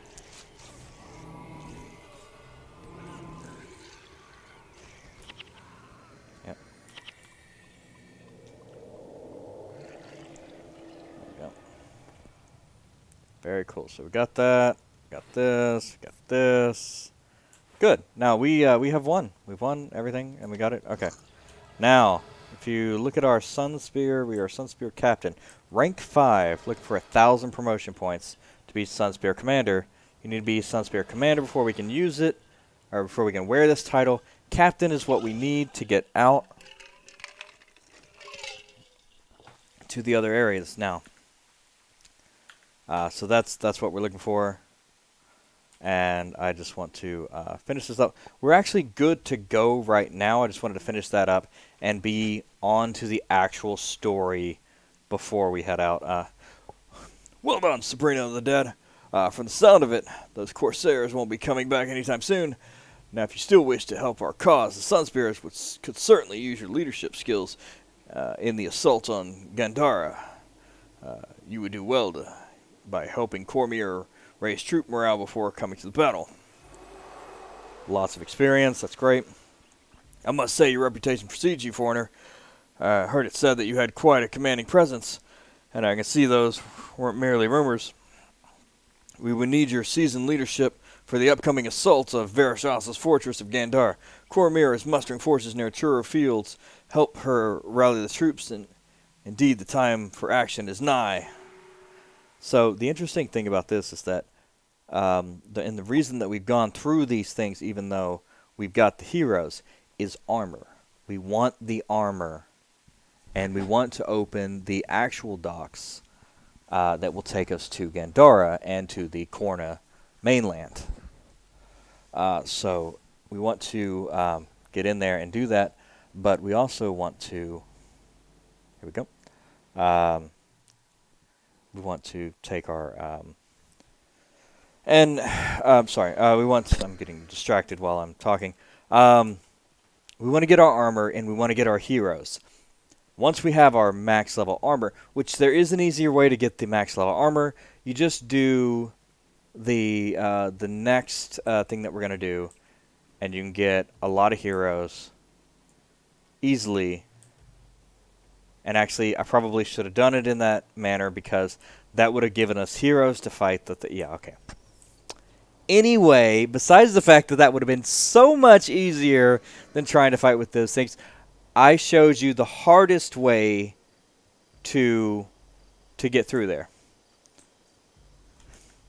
All right, I'll read this. We are standing at the precipice on the brink of war. It is a conflict we must start. It is a war we will finish. We are the light that will shatter the coming darkness.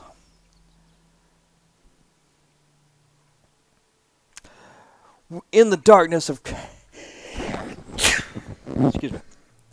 In the darkness of combat, with the demons of war surrounding you, remember our creed. A Sun Spear never fights alone!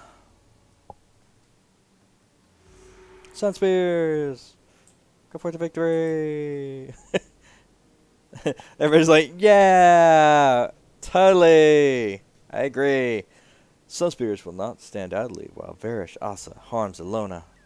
Time is nigh. Sabrina of the Dead, I must say this is the greatest collection of heroes I've ever seen. Today we will make history. Please return to Commandant and arrange an audience with Elder Shul. Everything must be made ready for the assault. Speak with his assistant to set up a meeting. We shall be there presently. Okay, cool. So the consulate. Now, here's the thing you want to do. To be nice, to be an awesome individual, what you can do is you can actually pull people along with you to the consulate. Level 0s, level 1s, or not even level 0s, but level 1s.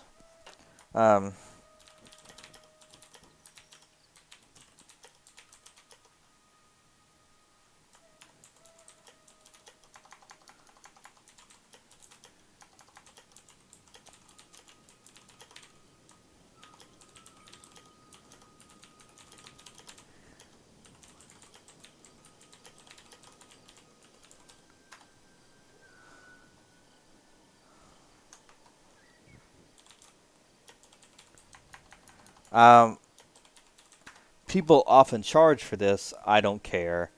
I'm just going there. If they want the stuff, they can ask me. They can just ask me to go.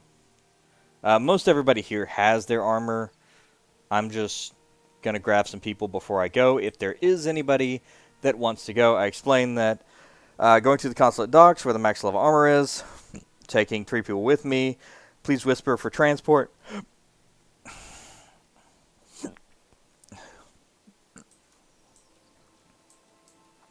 If you would like to go, please whisper. There's probably not a lot of people that want to go right now.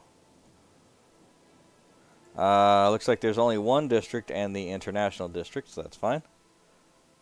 We'll do one more call out.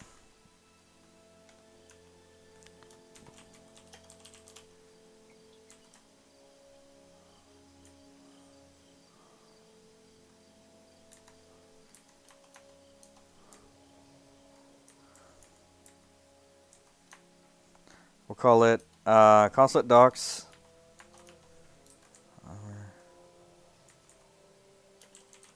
Area. Last chance. Ba-da-ba-ba. Ba-da-ba. Yeah. Getting work messages. What the fuck? Hello, Jermaine. Yeah. Okay. That's. Oh, okay. Yeah, that's fine.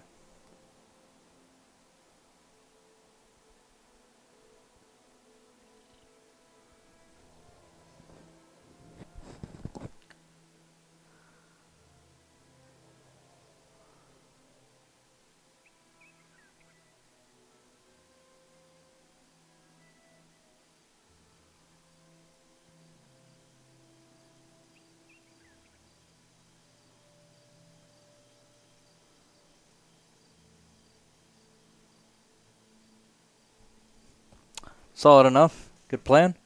I like that he did that. That's cool. Okay, so it looks like nobody wants to go. There is nobody. I mean, if you look at just the names, everybody's in a guild. Everybody. Digital Ho. I love people on here. All right, cool. So looks like nobody is needed, so we will truck on. There's nothing to do in this area. We are just going to talk to the assistant, and it's going to take us straight in. Elder Shul is a very busy man. Without me, none of the scrolls would ever get processed. I can't believe how much gets written here every day.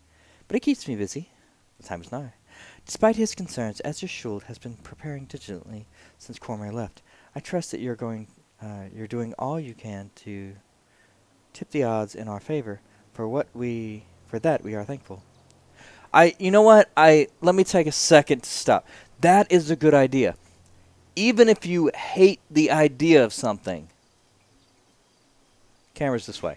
Even if you hate the idea of something, prepare to change your mind. So if somebody says, I want you to do blank, and you're like, no, I'm not going to do that. If you're going to challenge that decision, prepare to do that decision anyway, but also prepare to do it your way. You know? So that way, even if it's like, all right, I can't fight against them, you're not scrambling at the last minute. You know? Do both. If you're going to fight it, do both. And I think that's amazing. Like, he's more of a politician, so that's an excellent thing. He's got aides and stuff like that. That's an excellent way to go about business. All right, cool. If we lose, we do this way. If we win, we go this way. Prepare both. You know. I trust you're doing all you can to tip the odds in our favor. For that we are thankful. The Sun Spirits have rallied for battle. We must inform Elder Shul of our intentions. Very well. Prepare yourselves. Elder Shul does not want Alona plunged into civil war.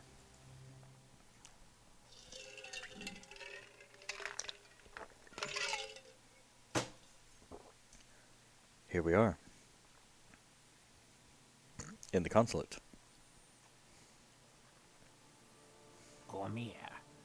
have you gathered your sun spears? Varish has denied your charges and banned your followers from Korna. I feared as much. As of this moment, Varish, Asa, and her supporters are enemies of Alona and of the Sun Spears. Varish is warned and ready for us now. We must sail for Gandhara and confront her before it's too late. Istani ships would be of great help. You would plunge Alona into civil war. We have not yet exhausted diplomatic channels. With respect, Elder, we know what we have seen with our own eyes. Varish is a danger. It is our duty as Sun Spears to defend Alona. My Sun Spears will perform their duties with or without your aid, Elder. Will the Istani fleet support us or not?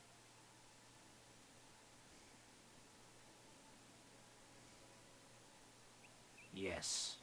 Yes, we shall. And may the 5 gods preserve us all.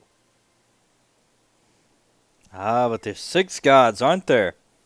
You just forgot about the last one.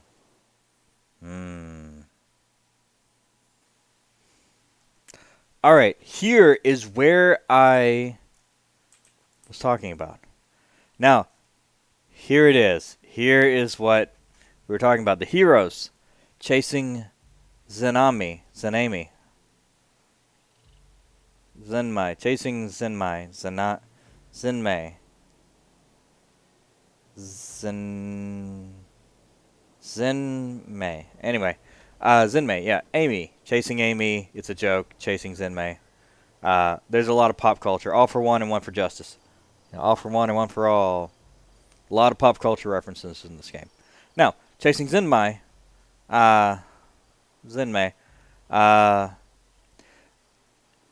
Linro, Imperial Guardsman of Cormyr, met during her trip to Cantha, sent a missive about an assassin named Zenmai. Apparently, the Spear Marshal has asked Lindro to keep his eyes open for any potential recruits. If you ask me, he's just trying to pawn his problems off on us. He saw the assassin in Kainang Center, apparently looking suspicious. But we can't afford to be picky, so I need you to go check out this assassin. She might come in handy if things get uglier around here. A cold, refreshing assassin? I sure could use one of those right about now.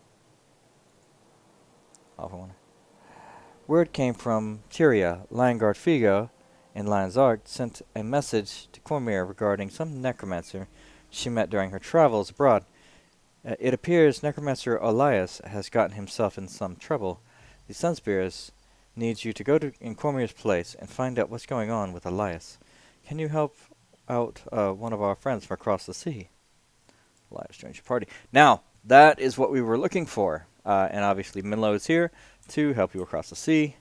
And this one, Lana! Danger zone! No, Lana here will help you go to, I believe, or actually, no, it's Minlo. Minlo does both.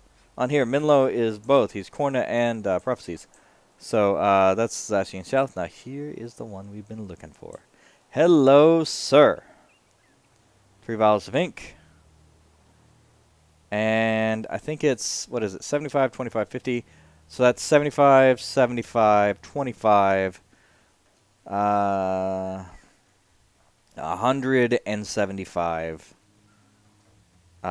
These also cover the same thing, but it's usually 200 of the standard material and then a large amount of the other material. But here's the thing. We're not really sure what these look like because they're so freaking small. So here's what we're going to do. I am going to make this smaller so that I can bring a window over on this one. Here, we'll do this. Take this, and we will make this as large as we can here. There. Now, and we'll take this window here, and we'll make it full screen. Now, we're going to look up GuildWars Necromancer armor. Now, The one thing that you can see here we go, awesome. Scar patterns. So this is entire scars. Necrotic, Fanatic, Cabal, Profane. Those are all special ones. And these are the elites from the other, from that thing. Factions armor sets and Nightfall armor sets. This is what we're looking for here. Alright, so this is the female Istani. Looks like that. This is the female Sunspear. A lot more feathers involved. Kind of cool. What else do we have to offer?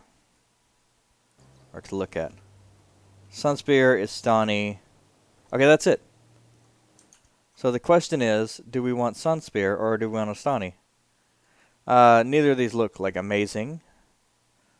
But I think probably that face is rough looking.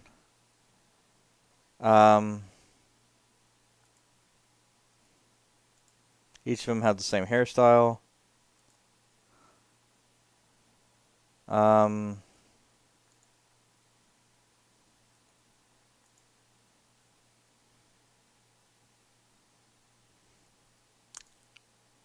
it looks cool. Elite Sunspear. Vabian. These are cool though, the ancient ones. Primeval, this is when you win the game. Weird though. That's even weirder. Yeah. I do like the Elite Sunspear. It looks a lot cooler. And then Eye of the North, you have the Norn stuff with spikes. Azurin. It's a lot more like Animal Carapace. The Monument Armor. Which is... Monument Armor is actually for the humans. It's called Monument because they have the Eye of the North. Which is what the expansion is named after. Yeah. Very cool. Very much kind of an advanced looking Ascalonian. Gloom. So apparently these are some sort of like one of kind of pieces. Oh, all pieces. Sorry. Gloom Crest, Grim Gloves, Death Lace, Demon Horn. These are some sort of sets. This is a set that apparently is of one piece, but it looks weird. Deldrimor armor. Core Prestige armor. Yeah, this is the Prophecies Prestige armor.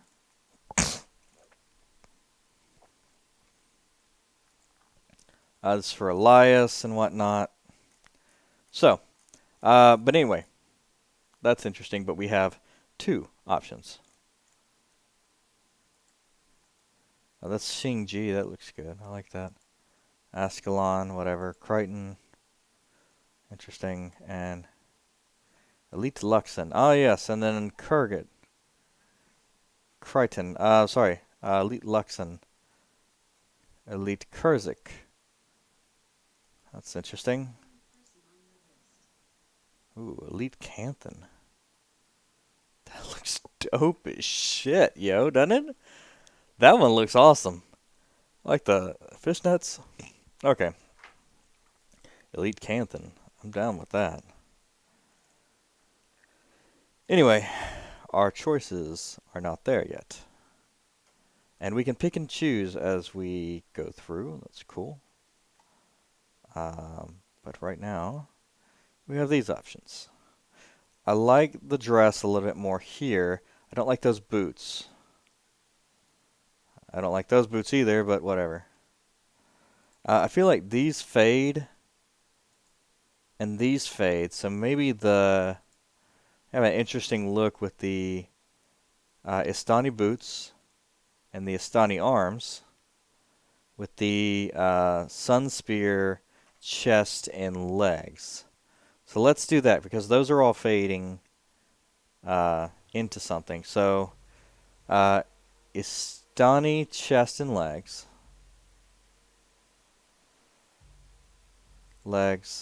tunic. No, sorry. Stony legs, stony tunic. Yeah. Right? That was it. Sun spear. No, sun spear, chest, and legs. Sun spear, tunic, sun spear, leggings. Okay. Show me my storage count. All right. Oh yeah. All right. So what do we got here? We got 250. Oh yeah. Actually, let's use these first. Okay. And we've got a whole ton of shit. Oh yeah. So here's the thing I forgot to tell you guys about. The heroes. Costs. Alright, so here's Koss, right? So he appears here. He gets basically the worst shit ever. So, for some weird reason, they make you give him his shit. And the rest of the stuff is whatever. So he's got, like, upgraded stuff. For some reason, they don't just make that happen. Okay, so kick costs, and we're going to add Dunkoro and Talcora. So Talcora actually is a protection. So she gets the... these are all divine favor, actually. I think, yeah, no, okay. So Talcora actually gets these. And they'll match up. So... 1-to-1. There we go. And then Dunkoro gets that piece. You can change these out later, but that's just what they start with. But it does give you a whole bunch of crap. Now, kick and kick. You can pick 8 things here. I'm just kind of kicking them out to keep it clean while we're messing around with them. All right, cool. So, obviously, she's got a 918. That's 931 maxed out level. Or, no, actually 41 is the max.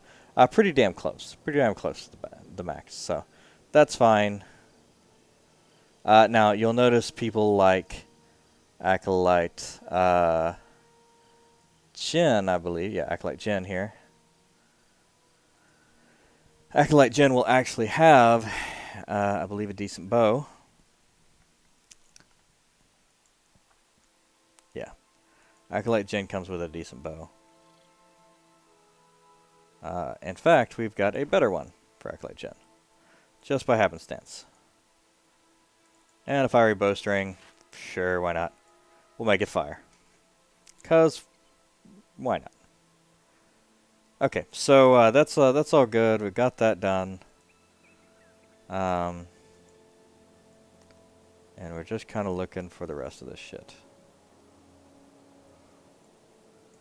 Yep, got that. This is all normal stuff. And what do you got? You got a 1030, 931. That's a kind of a compromise in both directions, but not great either way. Alright, so you'll notice that this one has inscription. So an interesting thing about the weapons at this point in the game is you can actually remove the inscriptions and add them to other ones. I don't really want that one because it's kind of trash. The Wild Hex is the stupid one. So we're going to... nice, steel. Yeah, so you don't have to remove it. You can just hit crafting materials. You have to say yes. And then you take whatever you need. So those things are good. I save those. And we're just going to kind of pile everything in here. These are all salvage items, so they can go in there and just be salvaged up.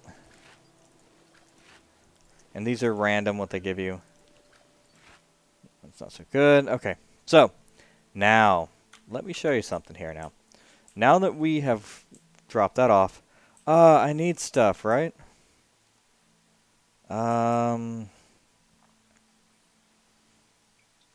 Take that back. It is not here. So, okay. I was thinking we could grab something useful out here, but it is the next zone that we get the maxed out stuff. So okay, that's fine. I was gonna say we could get a better salvage kit, but we can't get one. So anyway, I want to. What I want to do is take my 200 tan height squares and put them on there. Now, what else do I need? I need. I'm gonna need some. Let's look again, because I forgot.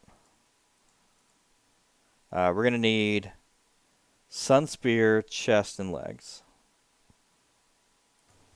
So the Sun Spear leggings take 50 feathers, and the Sun Spear tunic takes 75, so that's 125 feathers. Now what do we have? We have a laughable amount of 45. That's fine. We'll toss those on there. I don't use feathers a lot. So, how do we get more feathers? Well, very easy. Come with me. Now, we will talk to the material merchants and the rare material merchants.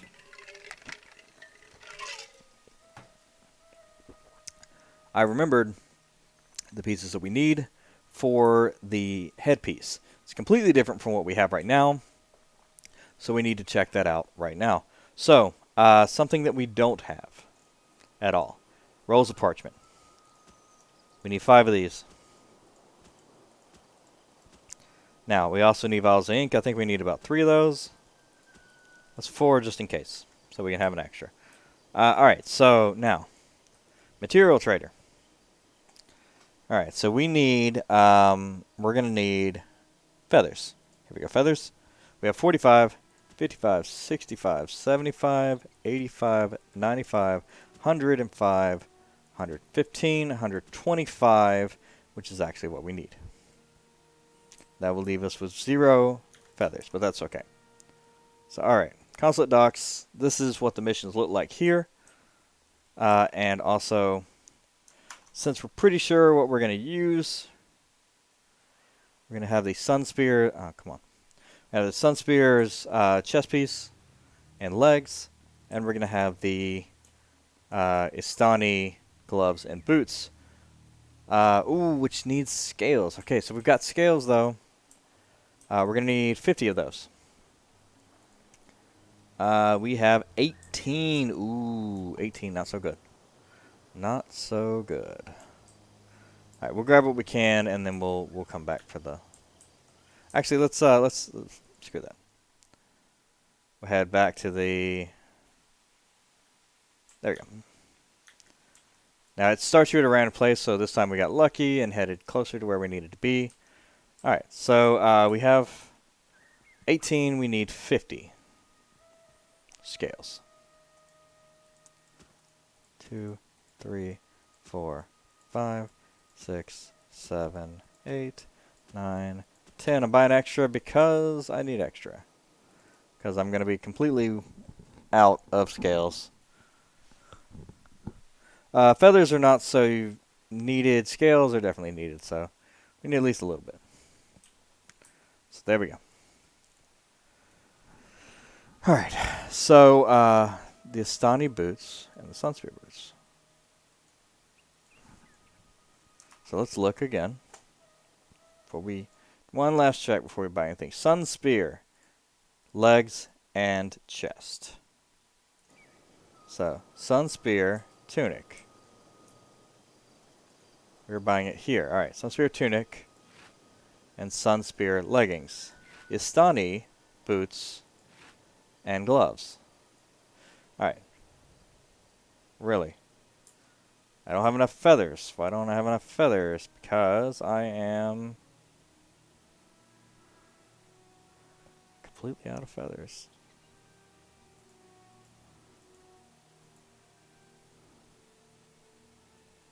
Why am I completely out of feathers? That doesn't make any damn sense. Anyway. Okay, I think I just bought enough feathers. Enough. And didn't actually get enough. Alright, so the Astani scar is an interesting thing like that around the eye. Kind of actually like this one a little bit better. Alright, so Sun Spear. We do indeed want to go with the Death Magic Sunspear Scar. Alright, now. That's fine. Now, looking here. What do we got? 60 armor. That's intense. Out of 30. Alright. Suntouch Scythe. 4-6. Yeah, that one can go in the trash. Here we are. Leggings. Done. Chest. Done. Alright. I like that. Look at that. Very tribal.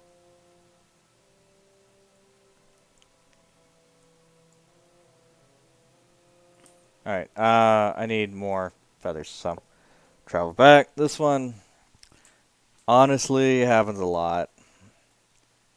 You'll end up running into things like this. And for real, let's buy, I don't know. Let's buy a fucking, we'll buy a grip of these.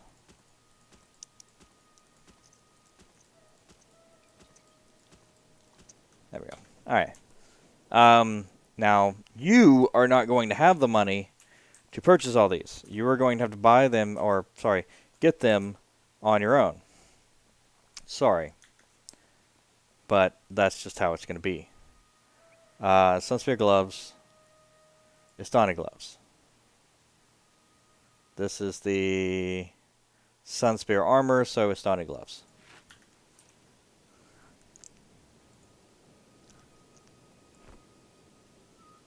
There we go. Alright, cool. So everything kind of fades into each other. The boots, everything kind of has that, like, dark skin fade looking thing. Now, here's where we go. Here's what we've been saving all these things for the entire time. Now, I have 3 blacks. I really want to go what I want to go with. I have 6 of those. 9 blues. And I can mix these colors fine. 5 energy. Did that add that on the chest piece? Yeah, 5 energy. There we go. Alright, we also want to take off the rest of that shit and make sure that we've got it done. Like all of these pieces here. Cool. So, now that we've got a bit of armor here, I've got like a red and a black look with my hair is red and black, so or red. I have black, so let's do a black on the face. Yeah, that's good. Okay, we'll do black stuff on the face. We could also do red there. What does this look like? What does the pants look like? It doesn't really change much. What about red on the pants? Okay, that looks good. There we go.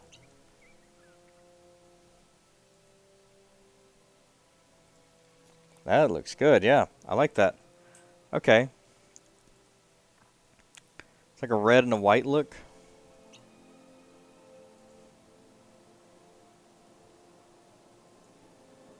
Alright.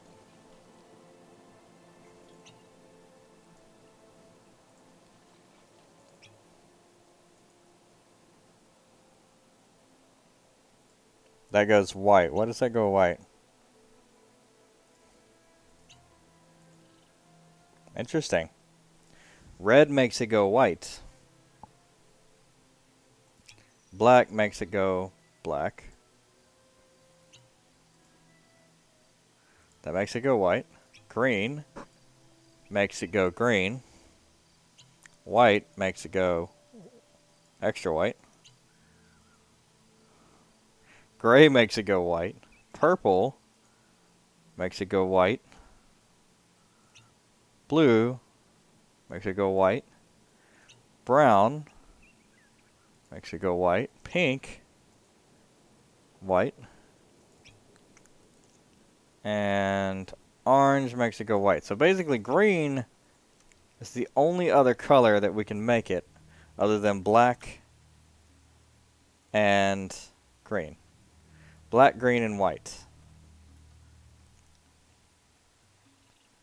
Okay, that's fine. Now, another option is this. Hide. I like that better, actually. Yeah. I like the look. We've got the necklace that hangs down on our cloak pretty well. And it doesn't make the cloak look out of place. White, black, and red. I like it. I like it a lot. Nice. And the hair's red. Everything is color coordinated. I like it. Cool. And that's something that we can cheaply make all of our armor look like. And continue. Okay, cool. I'm down. Cool. So we've got, let's throw the rest of what we got in our material storage to keep up with that. That and that and that. We got a grip of those. One of those. Some bones, some wood. The wood can go in the very last one here. Getting a lot of wood. Hey. There we go. Also for battle commendations, we've got just a grip of those. Cool. Alright, so these are...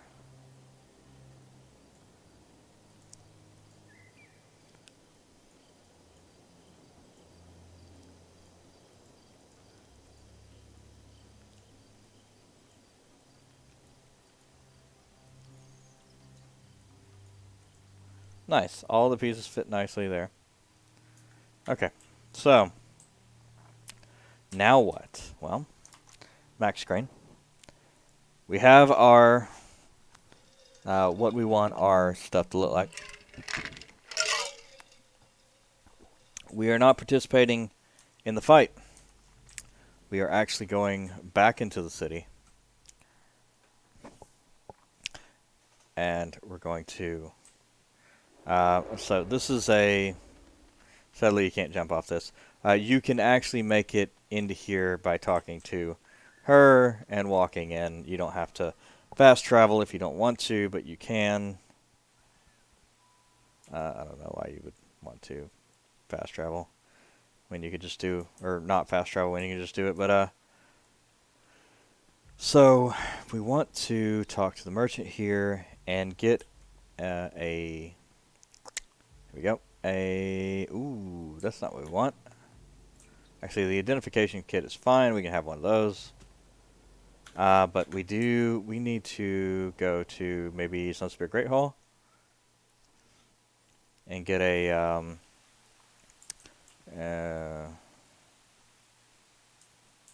yeah, expert salvage. Oh, okay. So we actually have a moment to use all of those, yeah, we can use all of those battle commendations. And actually, I think probably what we want to do... I don't know, I've got a lot of...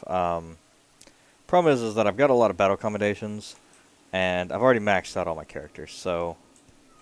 You're kind of sitting there wondering, what are you going to spend these on now? So, we've got a Quartermaster over here that we can spend them. Adventurer's Insight, it's worth 100 gold. It's a decent amount to do. Sure. We'll get 3 of those. But we do want some extra salvage kits. But honestly, probably the thing that's going to be worth the most, actually, for all of these, there we go. It's just Runes of Holding. If I were to convert these to money right now, Runes of Holding are going to be worth it. But what I'm going to do is the responsible thing and actually put all the Runes of Holding in the bank here, because money's not really a problem. Look, I've got 314. Oh, it's got 315 plat.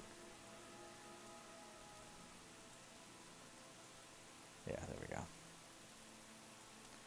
And that's just from all my playthroughs and all my characters and stuff that we've just saved up everything that we've got as far as anything that would go in there.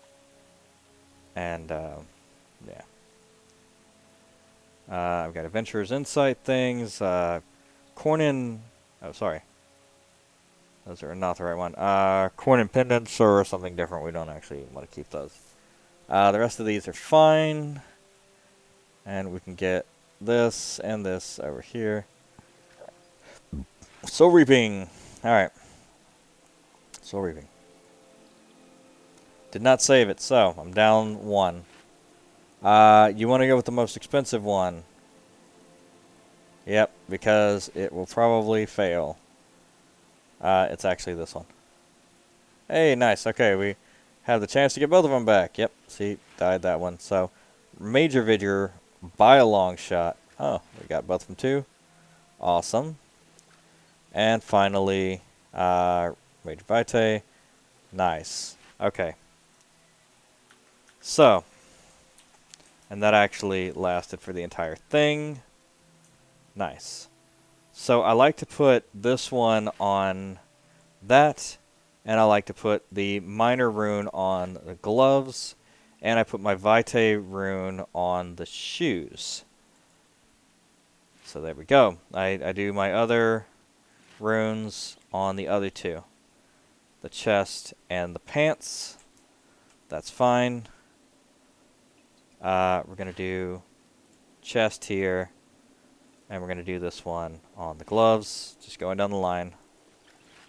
And there we go. Okay. Now, we need to head back to Commodon.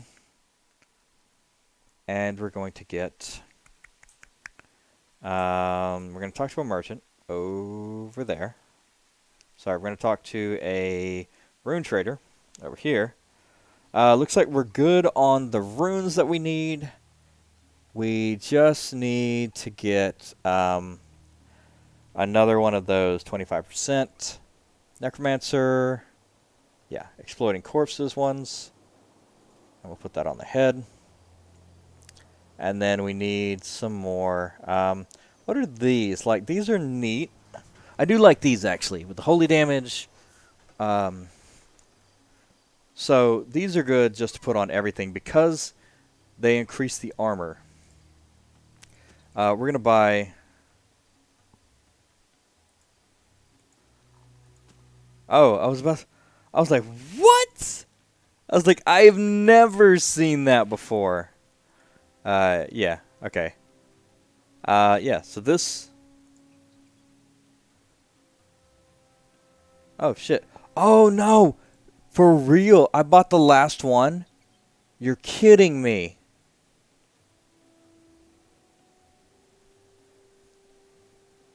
Interesting. Tormentors. Yo, we are actually out of Tormentors. Holy crap. Wow, okay. So, yeah, the rest of them, we're going to do these. And, wow. Yeah, you can tell this is an old-ass game when fucking...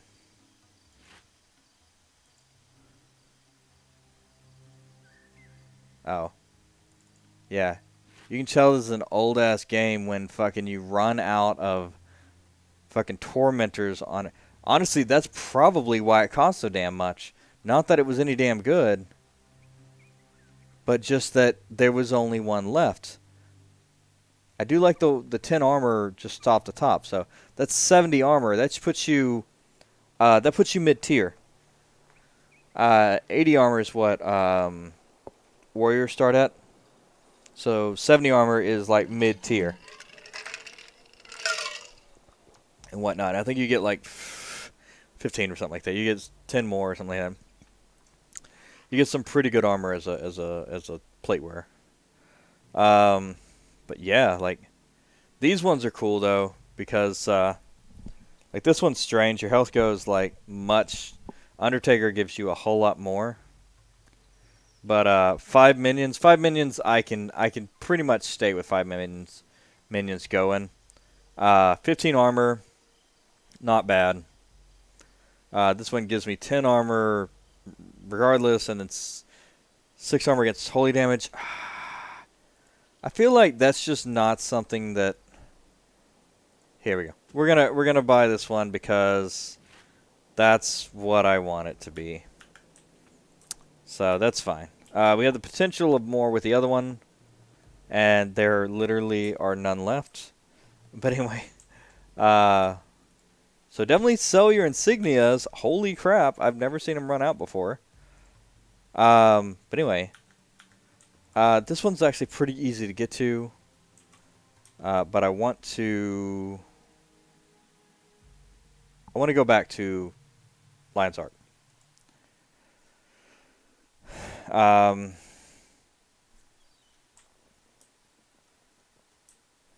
And we're actually going to talk to... We're going to add our heroes again. We can have 6. So, Talcora, Duncoro,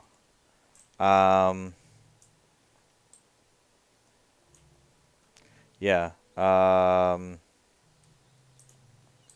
Mox, Milani, and we'll just do Acolyte Gen 2. So Acolyte Gen, we're going to set her up with, it's going to be ranged, but it's going to be a little bit different. I don't want to set her up with anything crazy, like requirement-wise. Just Antidote Signet, we're going to have some Troll Ungent. This requires nothing. It's amazing. It removes 1 poison, 1 disease, 1 blindness, and 1 additional condition from yourself, like crippled. It removes all of those. It is amazing. 4-second recast, 1-second cast. If you up expertise, everything takes less time.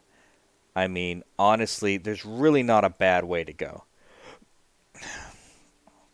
Sorry, your skills this is a signet that will not actually be 1. Now, one thing that you can actually do, since you have Wilderness Survival here, and you're already going to be using that, apply poison, and then go ahead, and you can only have 1 preparation per. Keep that in mind. You got your Troll Ungent. You can actually have 1 Nature Spirit, or Nature Ritual, as well. You want to do increases physical damage. Now, here's the thing about Nature Spirits. Increases physical damage by 4 for creatures in range. All creatures. All. Not you. Not friendly creatures. All creatures in range. Keep that in mind. Now. Skills recharge 33% faster. Ends if your health drops below 50%. Now, this one's good. Lasts a long while. So, Servant's Quickness is a good one to have. It's a stance. You can only have 1 stance. So, that being said, you might want to trade it out for something like Rapid Fire, which doesn't have the drop-off, and lasts forever. So 33% faster while wielding bow. It's 5 to cast, 2 seconds to cast. Yeah, it's just really good. It's a preparation. Should be able to cast that. These are 2 preparations, so no poison, but attack faster. I actually kind of like that one because what I want to do is, and we're going to have a melee thing come up, so that one's good. Crossfire is great. Barrage is good for... This one is bad. Barrage removes all your preparations. Not very good. So, Broadhead Arrow interrupts. So we want to double down on the interrupt. Interrupts action whenever your arrow is critical. Recharges your attack skills if it fails to hit. Favorable Winds is definitely a good... Arrows move twice as fast and hit for +6 damage. Creatures in range. Does not affect spirits. Now, the cool thing about Favorable Winds is that it only affects arrows, so it has a much better chance of only affecting what you want it to affect. These are 2 interrupts, and this is 1 regular damage. All low. This one costs 15, but basically everything else is low mana cost anyway. You've got your expertise that's going to blow all that out of the water. And this chick's just going to cast really, really fast and do everything. So, really cool. I like it. she's going to be shooting super fast and doing some damage. So, very good. Now, so the next one is Milani. We'll set Milani up in a similar way as we did the other one. So we're going to do, not Zealous Renewal. We're going to have just Intimidating Aura. We're going to have Heart of Fury on there. If you're enchanted, Mystic Vigor. Max 25 for each enchantment. So we're going to hit that. We're going to hit that. We're also going to throw, what is this? Enchanted Haste. One enchantment and prematurely. Interesting. Yeah, like I don't really see a problem with that one. That one's actually pretty good. More damage, more speed. And who cares if it comes off? Chilling Victory, that's fine. Intimidating Aura is good. I also want to throw Vital Boon on there. And she is going to... There was one that said if you have more health than your target, you do certain amounts of damage.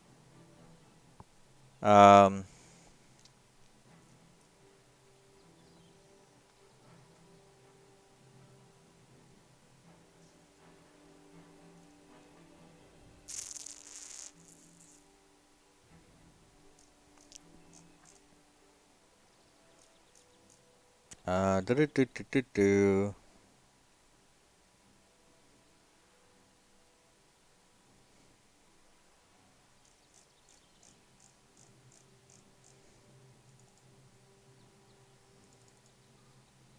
Alright, so that's fine.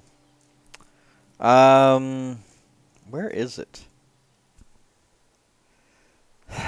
Farmer Pious Fury? No.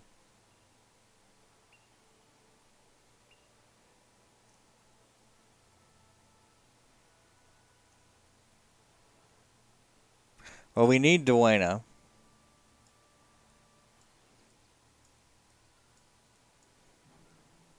So basically, what's going to happen, if you're enchanted, so pretty much health, more health. For every hit she does, deal holy damage.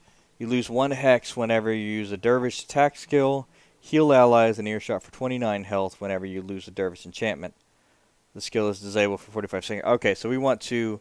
we want to focus on... Not that. And not that. We want to focus on having her lose dervish enchantments really quickly. So we want to make them cheap to put on and cheap to take off. These are fine. Oh, yeah. Take 6 damage from less flows with less health than you. Okay, so that one's not really important. What we want to do... Yeah, we want put on, put off, or put on, take off skills. So she's going to be that one. She's going to be deal earth damage, initial effect, deals damage, end effect, and cracked armor. Awesome. We want to take that off because we're not going to be enchanted a lot. We want to Heart of Holy Flame as well. Mystic Sweep, no. Mystic Visor, no. Pious Fury. Oh, where is it? Scythe, here we go. Ermite's Attack removes 1. Farmer's, no. Pious Assault moves 1. Yeah, 75% faster. And adjacent foes take 22 damage. That's cool. Strikes all adjacent foes. Nice. So Dust Cloak, Staggering Force. Deal earth damage. Initial effect deals earth damage to nearby foes. Inflicts cracked armor on nearby foes. End effect, yeah. End effect. Burning. Does holy damage. Initial effect. Attacks faster, so we can hit these off really quick. Our Avatar of Duena. which is not an enchantment, but it's going to do health whenever you lose a dervish enchantment. So we want her. We want them. Oh, these are all 10, which is going to be really expensive to maintain. I like the burning.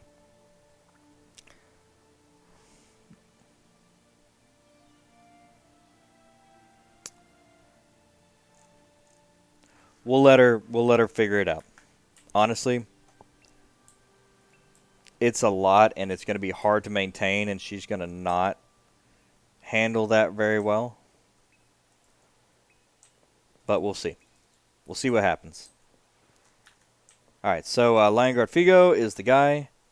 I need to keep an eye on the boats and make sure nobody tries to smuggle any illegal materials into Krita.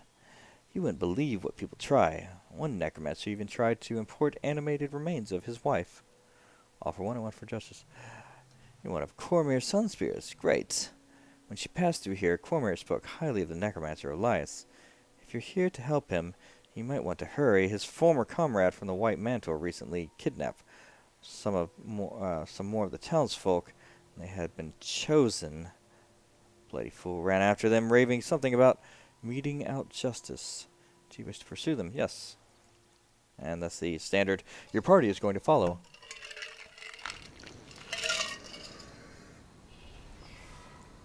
Alright. Speed booking. Oh, interesting. Yeah, you can, people are really good at running the books. To ponder life is to ponder death. We cannot exist without the other. More Sunspears come to Tyria. How interesting. Perhaps even ordained. You don't appear as strong as Cormyr, but Grant tells me you'll be adequate to help me save the kidnapped townspeople from White Mantle, and if not, you'll provide raw material for any of my minions. Or for my army of minions.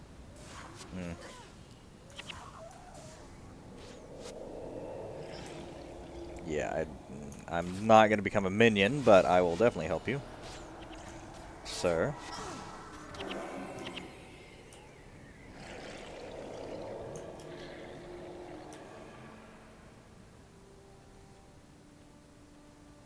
And Milani is not max level. Mox is max level.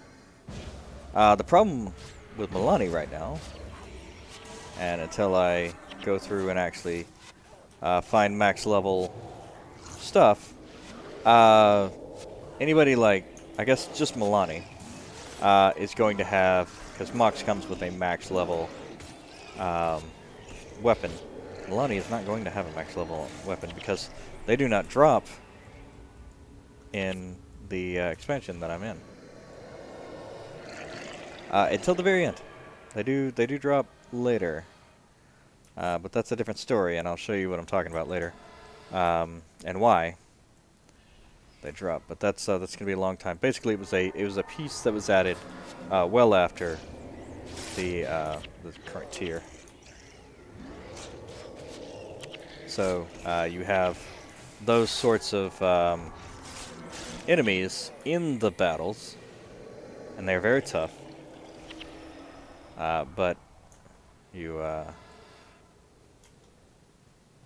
yeah, you can't get that till the very end, and then you start dealing with the what happens, the aftermath of because you get into a fight, and then afterwards, it's like, all right, cool, we're good, but you know, we've still got.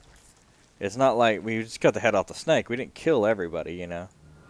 And there are still enemies abound. I won't give away the story just yet, but as you can see, we are in fact fighting White Mantle.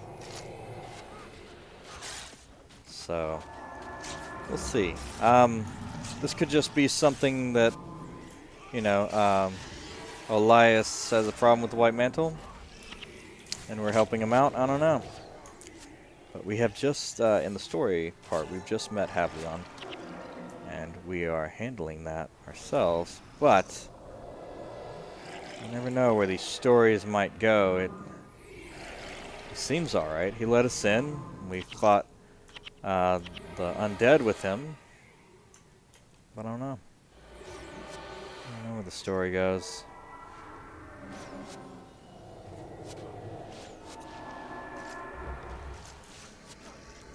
So, on one of these fights, so we can't get past these guys. Well, we can because we can overwhelm them, but we have a problem getting past them because the healer is healing them. So you want to focus individually on the targets.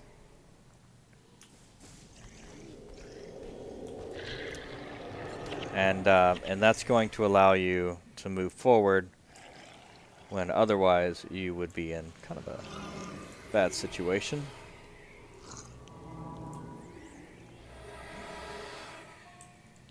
Yeah, there we go. Oh, nice. I'm moonwalking.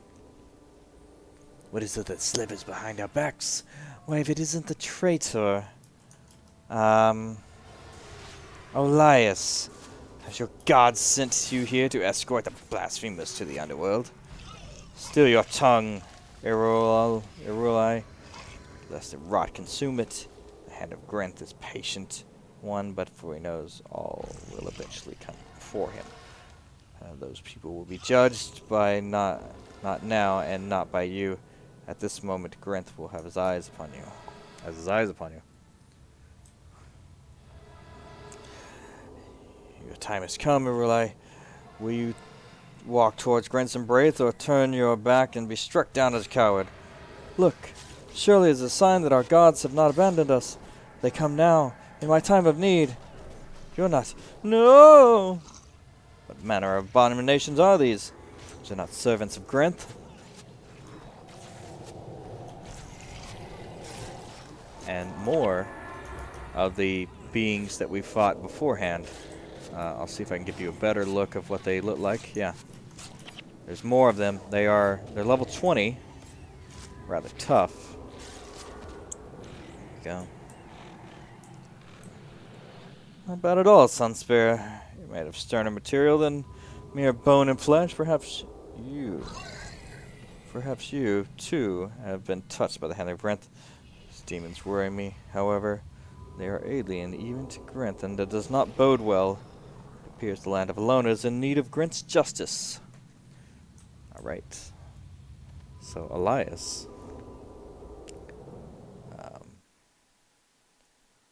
Elias now joins our team. Alright, so what we need to do is move here. And Commandant only allows 4 people, so that message says that it's going to drop us down to 4 of the first 4 individuals, and we are actually going to have to go talk to... almost there. Almost there. There it is. Clerk Arlton. Arlon.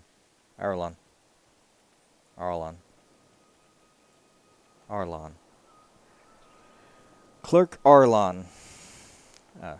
Looks like your necromantic friend's paperwork is all in order.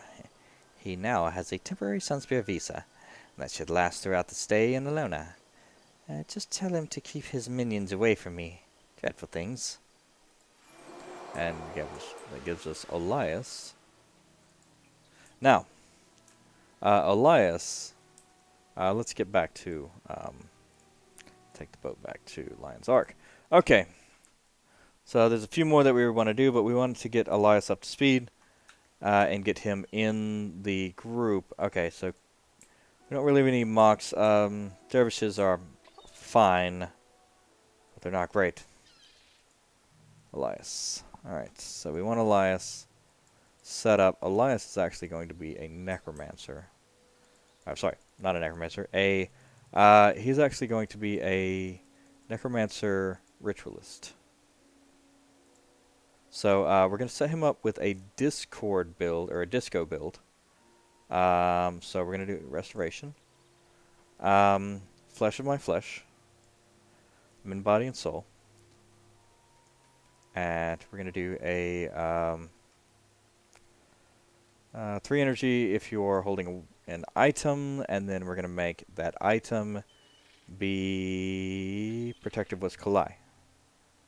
10 armor, drop effect, all parameters hereby, whatever. Okay. So, we're going to do Restoration. Necromancers are actually really good at being restos. And we're also going to do Soul Reaping. When things die, we get points. And,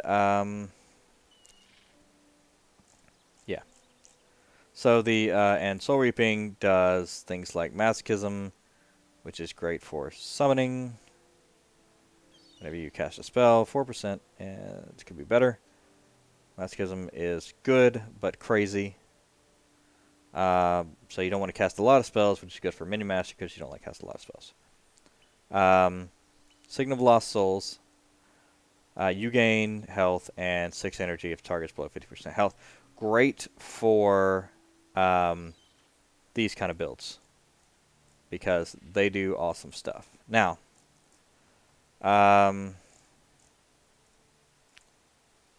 Aura of the Lich is good.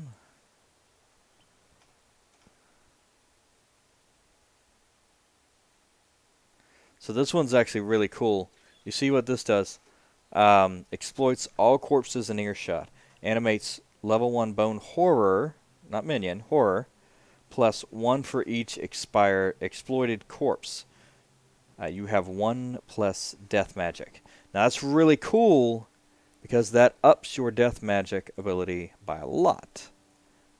And whatnot. So, that's not really what we're looking for. I just want to show you guys that. Yeah, so we're going...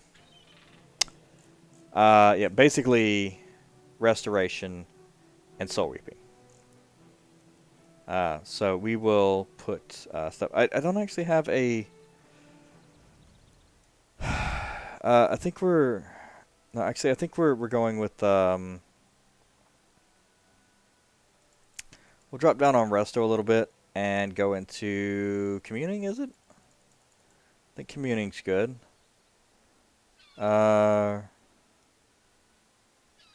Shelter is good. Signal of Ghastly Might. All spirits you control within earshot attack 35% faster. And Union, yeah, that's not the great one. We'll do Channeling. Signal of Spirits is really great. Yeah. And Spirit Boon Strike. An earshot gain 44 health. It's a good attack. And it is all energy and 34% of that energy. So, yeah, this is definitely solid.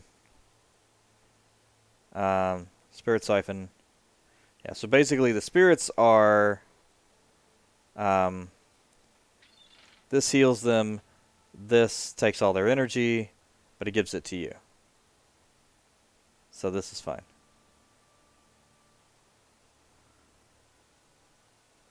The other thing that we could do is do something like Blood Song.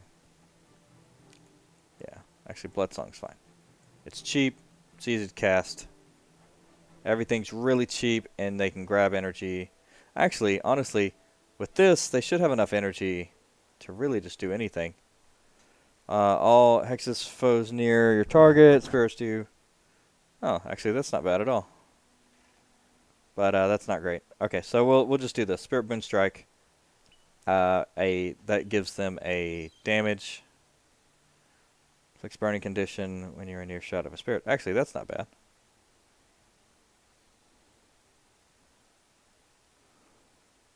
But this does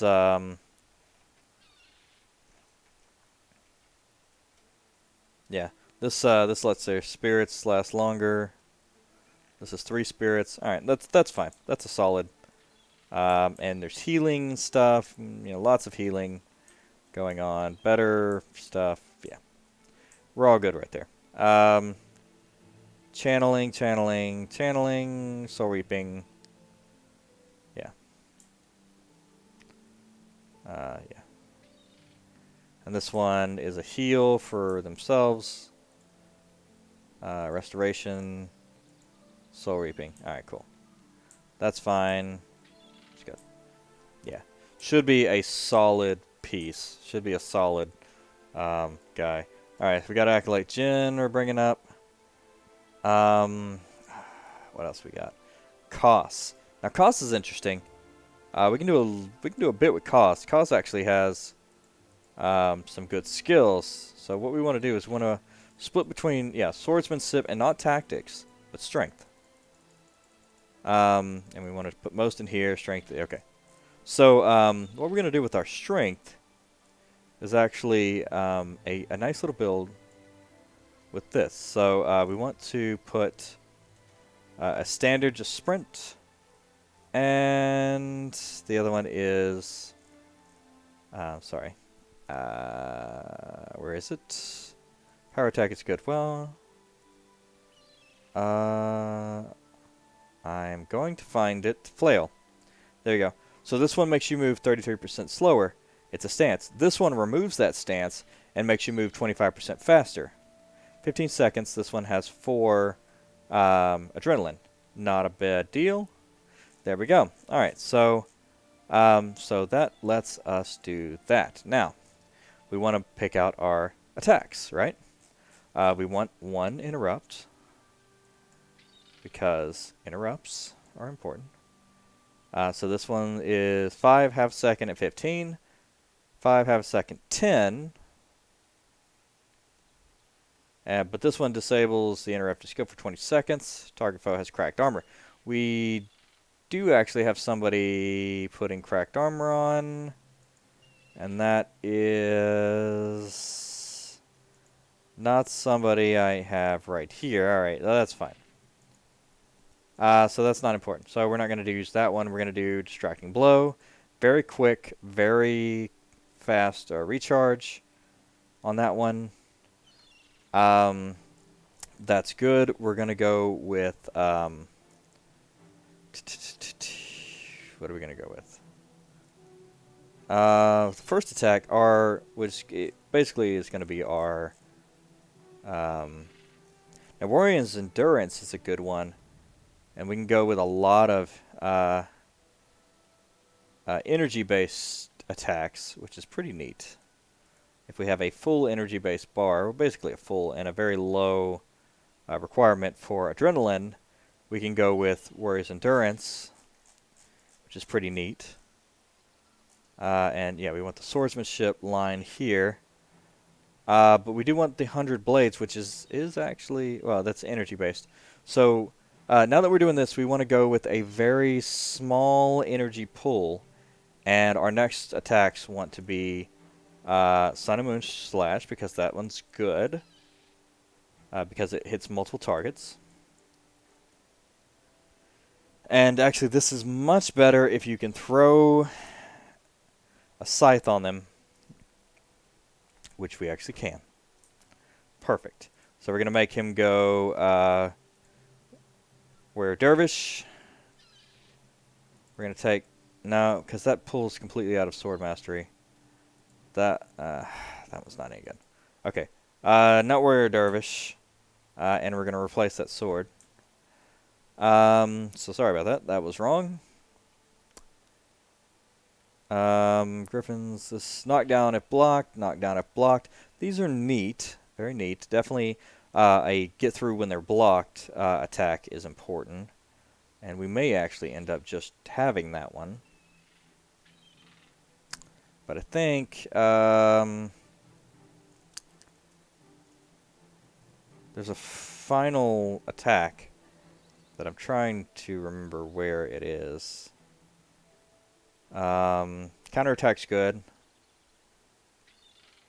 This one's actually really good, because it allows you to get some energy back, and since this is an energy-based build for the most part, it gives you, this one just gives you an attack that's not energy-based. It's energy-based, but it's basically free because you're 4 energy and it's 5, so that's pretty cool. So we have attack, attack, and attack. This one doesn't really count. This one makes you go faster. This one makes you get rid of that. And this one heals you. All right. We'll. I like that. We're gonna keep that. Yes, we're gonna keep that. I like it. And we'll call that good. So that's gonna be all of them. Now, what are we on as far as time frames? Looks like we're nearing 3 hours for this. So we're gonna take our. Since we've done all this, actually, we're gonna go do the other part. We're going to get our other members of this little entourage. And I'll show you how to get those. Now, the not the whole of Inston, but the what lies beneath. Actually, the time is nigh. There's a quest I need to turn in. Yeah. So what lies beneath, and we can go do that. The time is nigh, because that's just free experience. Okay, so this one... Oh, whoops, back this way. Yeah.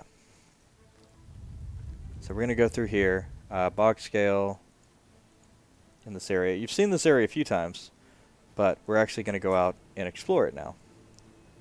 So what lies beneath is the quest that we're going for. Now, you'll see things like Elias. Doesn't really matter what weapon I put on Elias, because he's going to carry that thing around the entire time. Now, isn't this cool? Watch this. Now, we want to watch everybody's mana, because we just kind of made these up.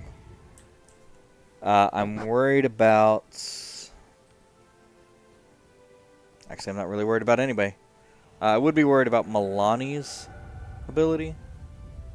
But Milani is alright with what we got.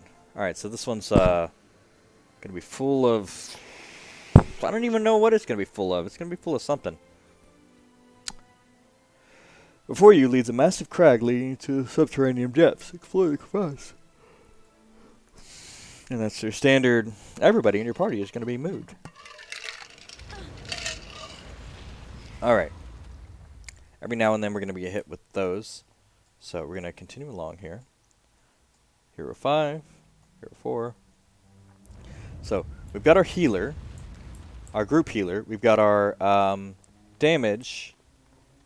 and sort of healer. We've got our healer attack a little bit. Okay, yeah, okay, so basically just undead. And we've got our Acolyte Jin, which honestly, Acolyte Jin isn't doing a whole lot of damage, but is in fact just kind of leveling up. She's a good interruption. We've got lots of interruption support. With Koss interrupting, having interrupt, Acolyte Jin having interrupts. So that's really good. That can be better than a lot of the okay, so watch Koss. See, he's struggling. He's struggling with a lot of power issues right now. We've got him overloaded with power heavy skills. Talcora is also overloaded with power-heavy skills. Talcora can get her mana back during the fight. Koss is struggling. So we've got Koss too heavy on power options. And he's not getting enough adrenaline fast enough. So we need to drop some of the options that we have him set for. So we also need to see what he's using. If he's not using flail, then it's useless. You know? He is using 100 blades, because that's the other thing. A lot of the heroes won't use certain skills, so a hero build is different from a regular... Yeah, we got to use the U map here. A hero build is actually different from a regular standard build, because of the fact that they won't use shit. Like, even if it makes sense to use, they won't use the damn thing. Alright. Like this. I mean, Koss is not using flail. Like you can see down here, if I make him use flail, you can see, even though I gave him the option to run, he's not using that or the other one. So he's not sprinting into fights, and he's not using flail. So basically, that entire build is fucking trash because Koss will not use it right. For a hero, it's not. It's a great build for a standard fighter, a human fighter. Maybe might trade out one of the All right, you lot, pick up the pace. some of the Take stuff all for the kids you can. We're going to need them. you know, some more adrenaline based stuff. Find Vec. We need him to open the gate out of here. What's going on? Where did you come from? Are those explosives? There's a city above us. I know there's a... Hang on. Vec, there you are. We've got trouble, Ogden. You get the gate working. We'll handle the trouble. It's not that easy. The destroyers have completely overrun the central transfer chamber. Blast! If the chamber is captured, there's no way back. Wait, the Quakes have opened up other passages. There should be another way out. The book is right. There is another gate not far from here, but the destroyers are right behind me. You'd best be coming with us. If we're split up, the destroyers will eat us alive. What are these destroyers? For that matter, what are you? Me? Right now, I'm your best hope of getting out of here alive, Buka. We can chat later. We're going to need your help if we're going to reach that gate. Everyone, ready to move out! There are destroyers coming! Never mind, they're here!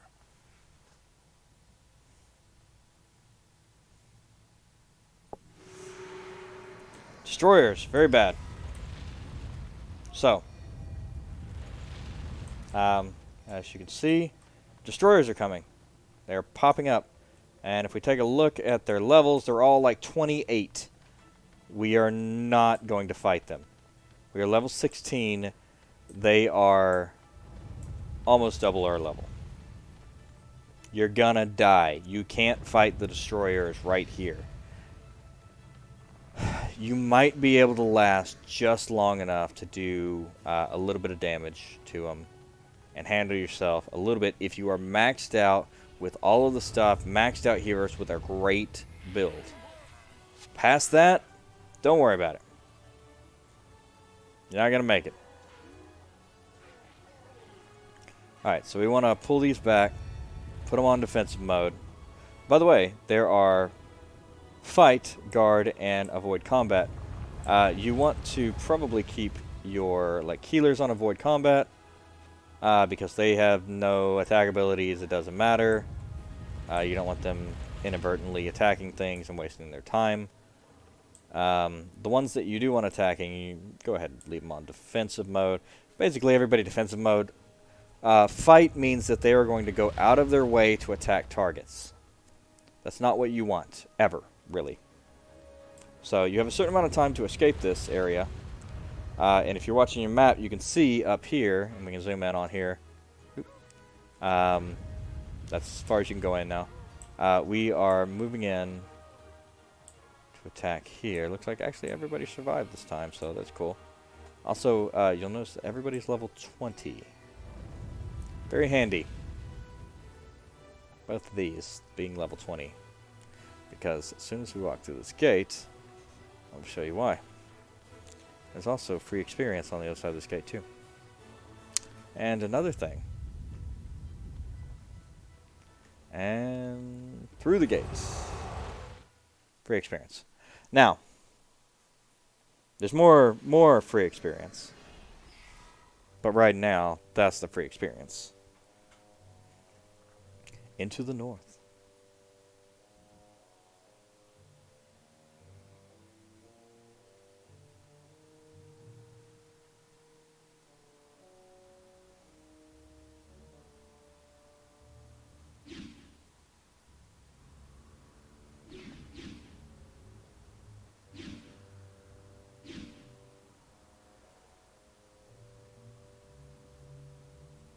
Vec, disable that gate.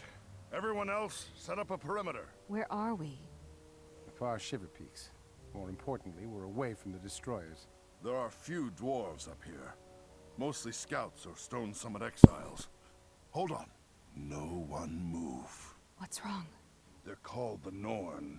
They're big, tough, and very, very bad-tempered. We may have to fight our way out.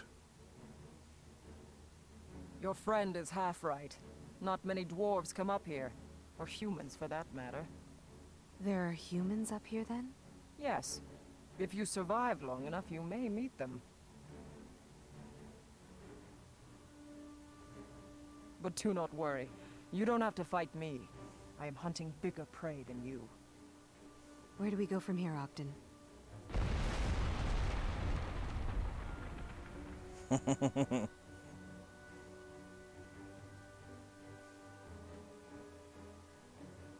We go the only way we can go. Forward.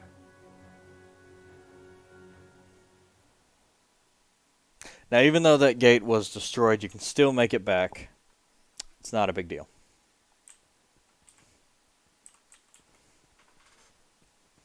So you can see we got Vec and Ogden. And also we can get 6 out of 8 here. Now, cool little ability here. You seek the dwarves? So this is... Hail, human. So obviously, let me show you this. This is kind of annoying, but it's free experience, so here we go.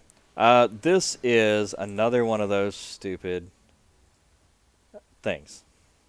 And I'll show you how to really do it this time. You go to Area 1.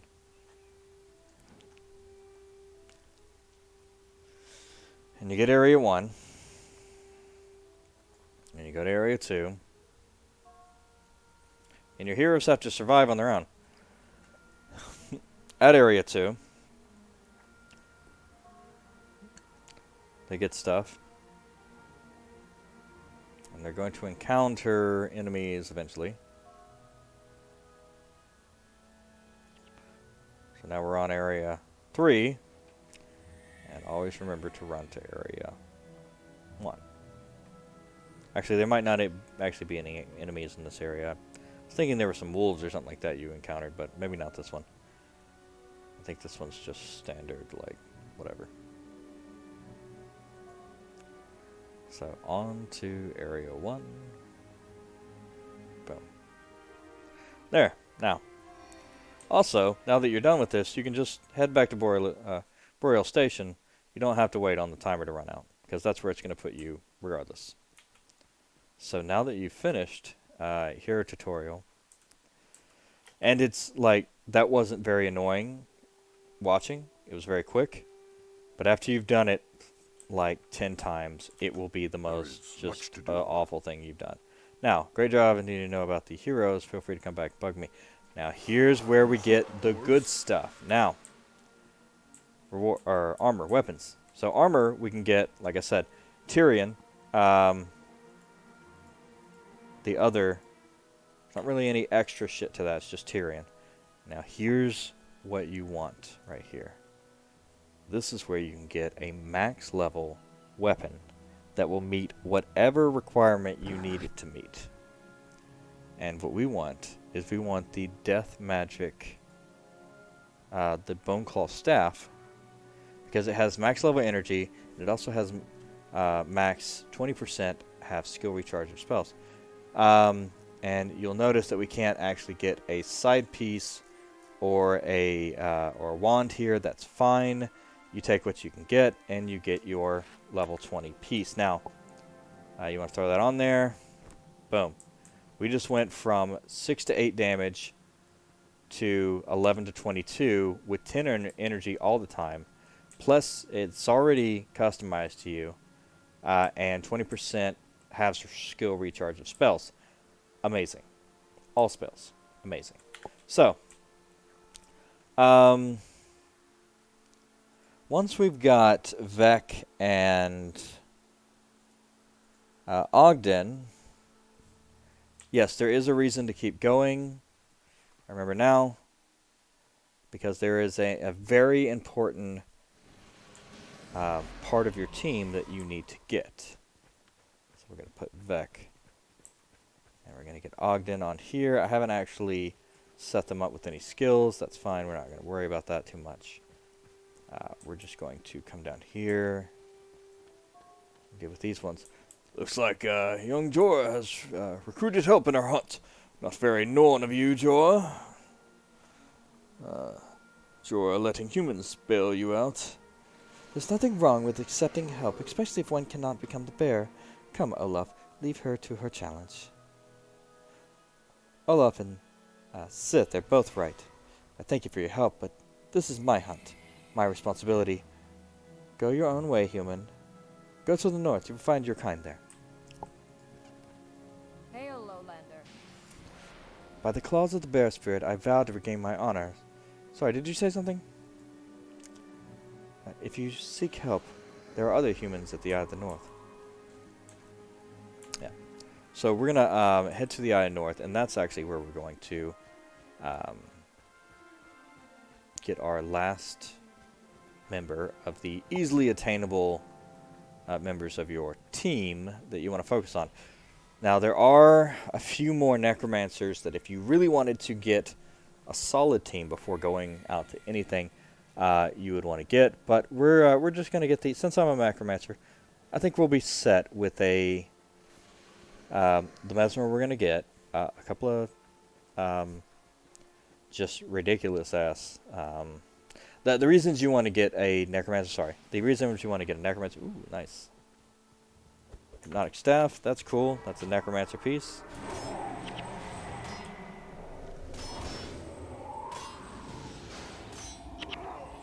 Yeah.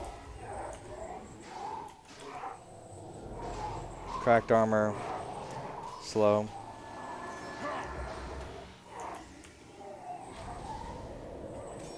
The reason you want to get your necromancers up is that when they're paired with ritualists, they make excellent healers.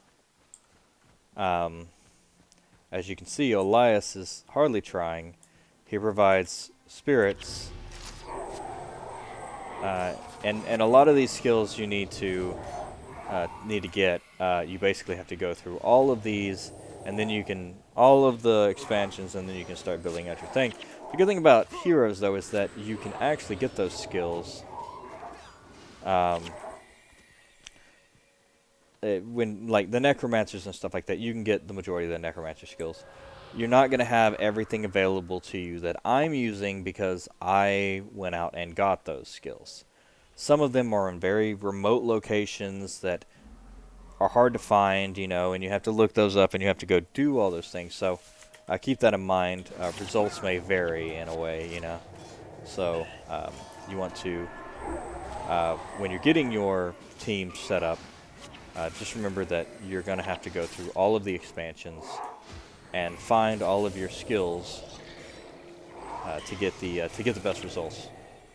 And there's wiki pages and stuff like that that are really good for finding those skills and figuring out which ones you need and what they're going to be. And interesting thing about the Norn here is that you can actually fight them. Who goes there? What am I doing out here? Hunting, of course. You are not a great hunter. You'll never be respected by my people. Impress me in battle, and we shall talk. Fight. Okay. So the cool thing about the Norn is that you can just fight them and get some respect from them. So there you go. Reputation has increased. And if we look here, we can see our... down at the bottom. Here we go. Very good. 25. We got straight 25 for that. For fighting. Why are you here? So we can get a... I'll kill some monsters. Yeah. So each one you get 1 point. So that's good to have. It's always... when you're adventuring out here, it's always good to have these because eventually you will get skills and whatnot for that kind of stuff. Hello.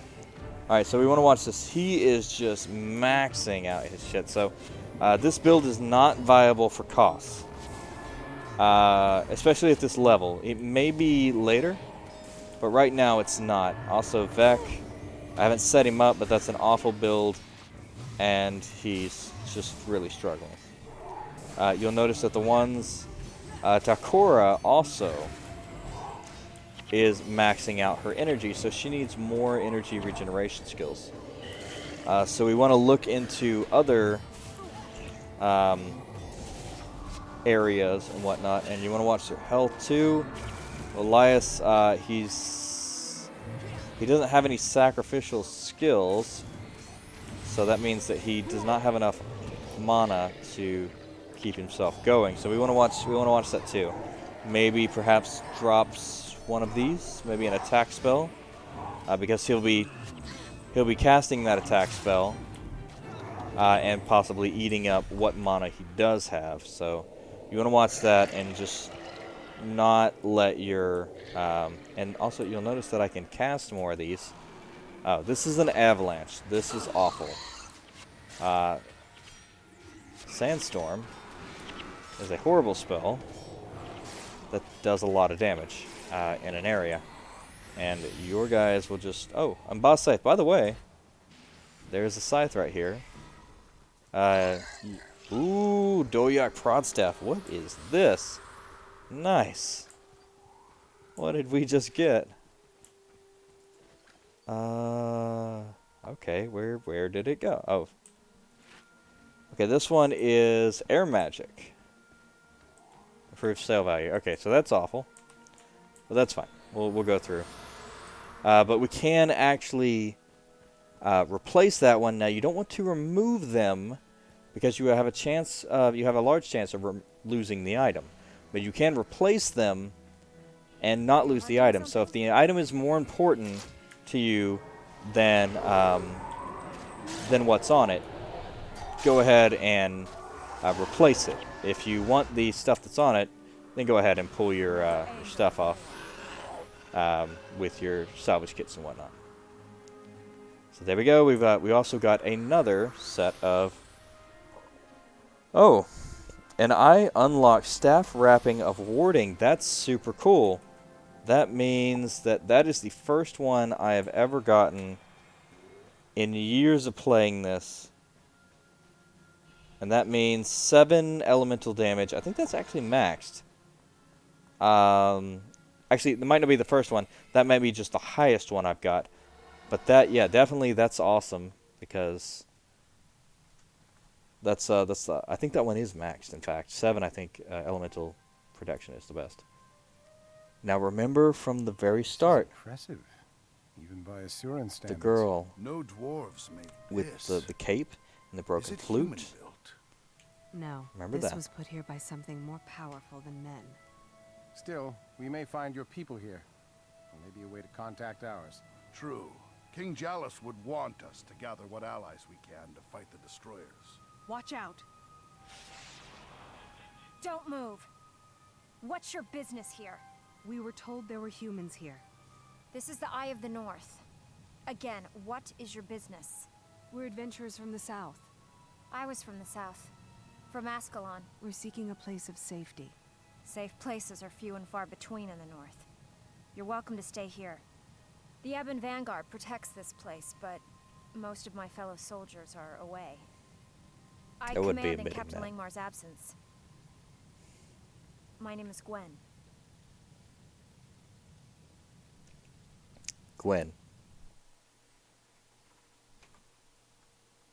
If you remember the Gwen's broken flute, Gwen is still alive. Very much healthy. So, this is the Eye of North, a wonderful place because of one very important aspect right now. Especially for us at this point in the game. If we can access the merchants right now. Report Yes, in. we can. Okay, superior identification kits and superior salvaging kits. They are 2 platinum apiece. But, oh, are they good. That's good. Okay, so basically we don't even need these anymore. We can use these up, you know, 15, 25. Just basically for stuff we don't even want to deal with. But this is our bread and butter right here. That and the... I think we're out of lockpicks, actually. Don't think of it. Yeah, I think we're out of lockpicks. Okay, that's fine. So, yeah, this is our stuff here. Bloop. Okay. 100 uses and 100 uses. That's some good shit. So they're expensive, but they're really good for that. So now, if we want to get everything going, we have to come into here, and this is what it's all about. This is what the expansion is all about. This guy, don't worry about him. He's basically pay for shit guy. So we want to talk to Gwen. How can I Hello, help? Gwen. I missed you. What is this place? We call this the Hall of Monuments. When the Ebon Vanguard arrived here, we found these platforms in the scrying pool. Captain Langmar, Artificer Mullinex, and I have all tried repeatedly to make it function. It won't respond to any of us. It's like a pool is waiting for something or someone. How can I help? Okay, yeah. So the pool is waiting, so we need to use the scrying pool. Show me past events. There are no past events. Look deep into the pool. Against the destroyers. What does that do? Not a damn thing. Alright. Look deep into the pool. Something is forming in the ripples of the water. Do you want to keep looking? I'll keep my eyes open. I don't want to miss anything. And here we go. The first vision.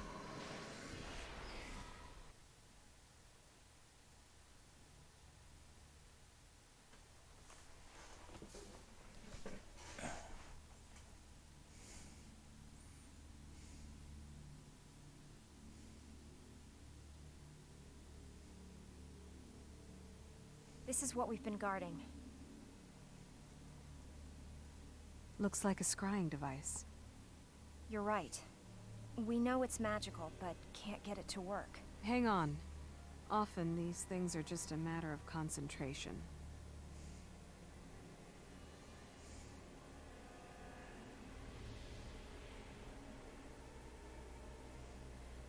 No one else has been able to do that. Just lucky, I guess.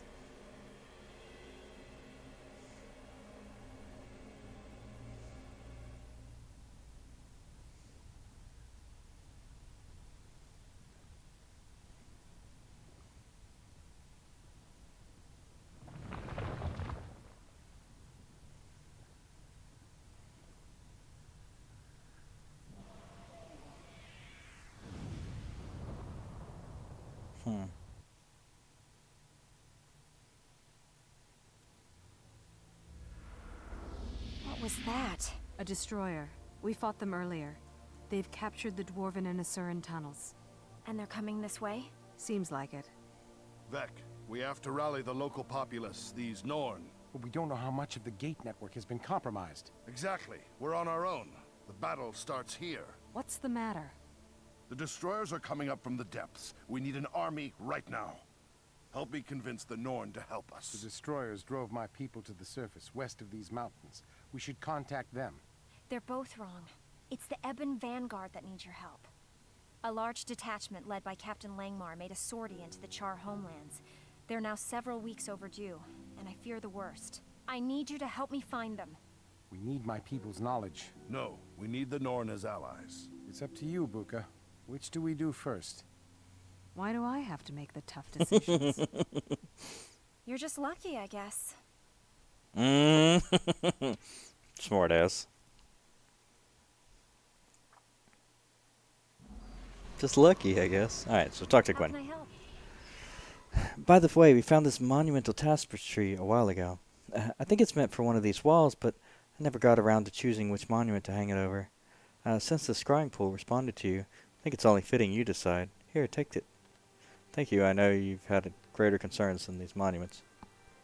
How can I And help? her, missing Vanguard. Thank the gods, someone has finally come to help. The Ebon Vanguard has gone missing. Captain Langmar and the bulk of Ebon Vanguard plan to pass through the Long Eyes Ledge to the east for a raid into Char territory. However, these are extremely overdue. I swear to Lissa if those inhuman beasts have harmed Captain Langmar, I will make them all pay. So, these are all the main quest lines up here. Interesting. There's no time to lose, Buka. To have any chance at all, we need the knowledge of my people. You can reach my homelands by traveling west to a gate located in the Vioxen excavations. That should take us where we need to go. Hail and well met. Destroyers have ventured dangerously near the surface. The dwarves and are few and far between up here. We must gain allies we can rally into an army. Only then can we repel this threat and keep those blasted destroyers from contained beneath the surface.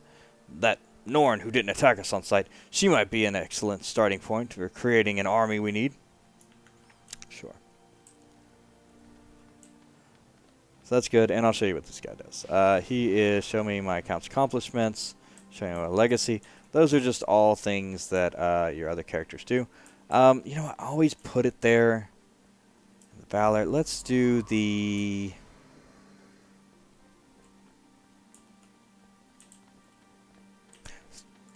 Let's do the Fellowship. Or actually, Resilience. I like the Resilience. Even the greatest castle must rely upon its walls, tough and strong to prevent disasters, to keep its people safe, and armored against wrong, never in danger. The armor of Sabrina the Dead belongs here. Monument looks empty. A tapestry covering the wall behind it makes it seem more complete. Interesting. Armor. So maybe I can choose to display my current armor sets. I don't think I've ever used this one. In courses with energy, you have unlocked a monument to resilience. Your ascended armor sets may be commemorated here.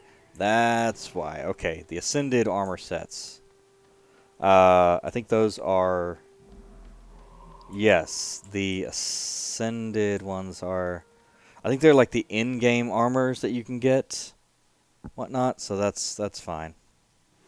Yeah, you just get to show off all your good stuff, you know. And certain weapons, I think all the green weapons you can put up and whatnot. You'll notice that the ones are different here. This is interesting because we got Talon Silverwing, which we've never seen before so far. He's actually from Cantha. Devana's there, Sin, Menlo, you know them. Lena is actually from the Ascalon people or whatever. She's a protector. No, sorry, she's Cantha. She's Cantha. Earth Henchman, yes, she's Elona. And Eve is actually you'll remember her from the game cover. She's the Blood Henchman, and Losha is actually from Cantha as well. And then you've got Aiden, we all know Aiden, but Zoe is a hunter from Cantha. So we haven't been into Cantha yet, but those are some of the characters that you will see. Artificer Molinex, Char Invaders, and Mano Norno. We're not going to fight them, but we do have the Eye. We do have the Eye of the North open now. So if we are in any of these, we can hop over there and do anything we want in that area. So we'll go back to Lion's Arc, and we're going to set up our characters. Now, we're going to keep... honestly, you don't even need...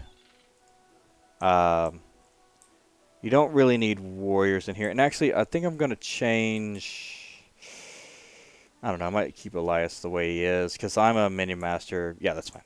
Keep Elias the way he is. We're going to get rid of Koss, because we don't really need him, because we got a ton of other guys. Now, Ogden is good, but we need Vec. Vec is going to lay waste.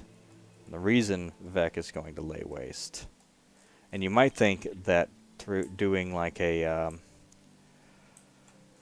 hostile strike. Oh, actually, that's not bad.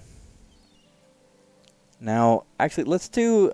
I've always kind of wanted to do an air build. Arc Lightning, 2 nearby foes, and also Chain Lightning hits 2 nearby foes. So that's all good. This one does lightning stuff. Does lightning strike. This is your quick over and over again stuff. The next things we want to do is let's hit the Aura of Restoration and also the Glyph of Lesser Energy.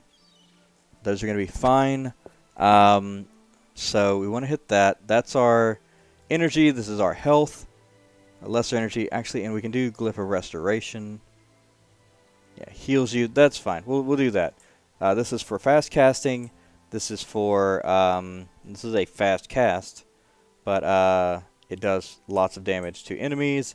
And we want AoE for these ones. This one also interrupts and fights. Hits adjacent, inflicts cracked armor and weakness, and causes it to interrupt 25 armor percent. This Thunderclap is dangerous. Thunderclap is good. So here's another thing that we haven't seen before. You see the gray 5. What that means is that it's going to lower Vex's maximum energy storage by that much. So, it's alright, but... So, what else do we have? Steam is really neat. If the targets are burning, that's an interesting way to go with it. Blindness. Swirling Aura. Block projectiles. If overcast, also enhances party members in earshot.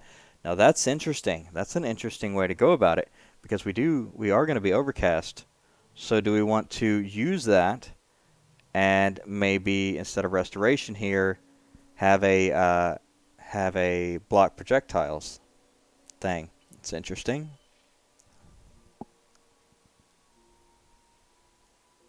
Exactly. Yep. There we go. Just like they said. This one's nice. Slower. Ice Spear. And they added some stuff in here that if you're overcast, it does more damage. And, yep, see, that one does more damage. So we do actually want to keep this Chain Lightning as overcast. That will help us do more damage here. I think, honestly, that's a good, solid build. We can just take off the water magic and crank up the energy storage. We're all good for that. And that's a solid build right there. Acolyte Jen, not great. I just want to level her up, honestly. So she's kind of our not very good. One thing I do want to do.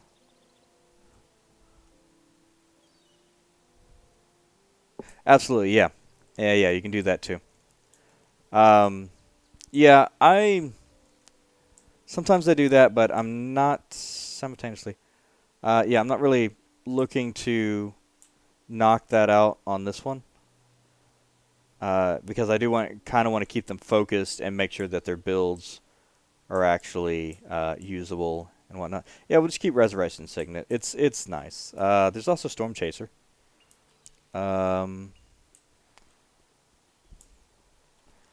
Not bad.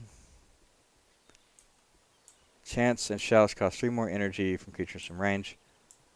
Actually, this one's not bad either.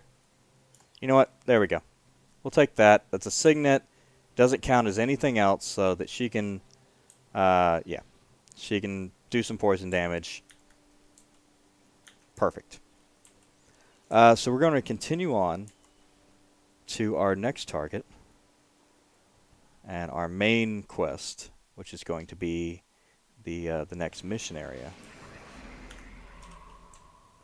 And that's going to be report to the White Mantle. So there we go. We've got all of our heroes that we need right now set up, ready to go. And we're going to unleash them against these guys. Perfect. Now, you can really, once you start getting into this, watch your time to kill. It may take a little bit of spin-up time. That's okay. And also watch, like, Talcora. Like I was saying, she's really heavy. And one of the biggest reasons she's really heavy is that I have...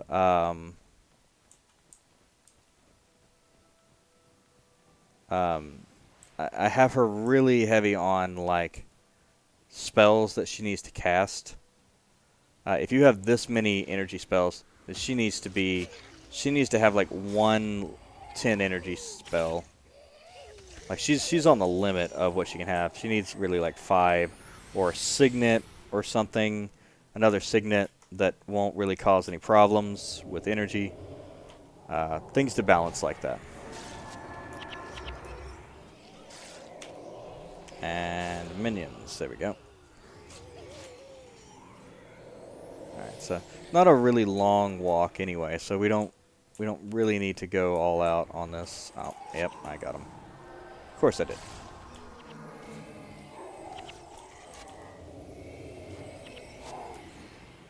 So there we go.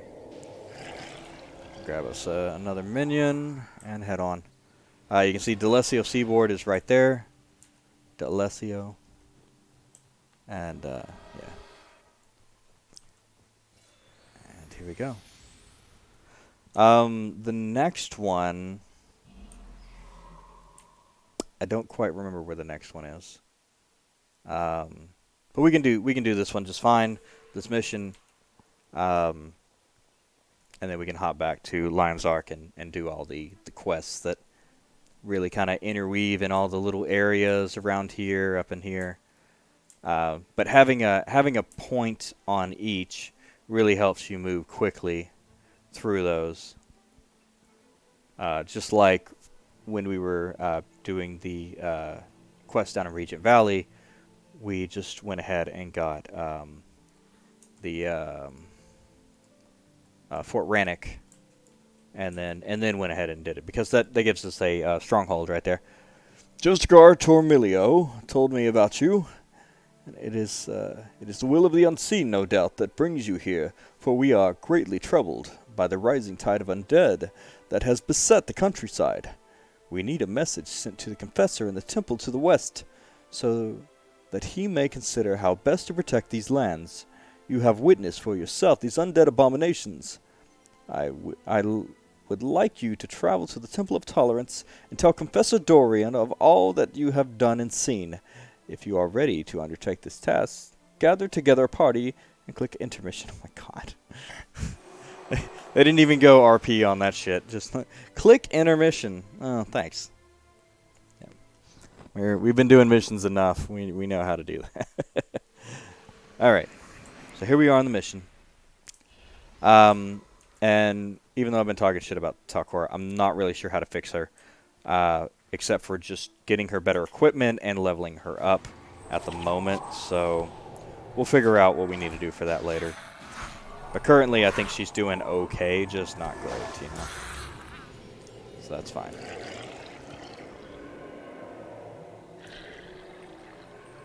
There we go, and we're good. Oh, Justicar Isaiah is running in, guns blazing. Trying to commit suicide, apparently.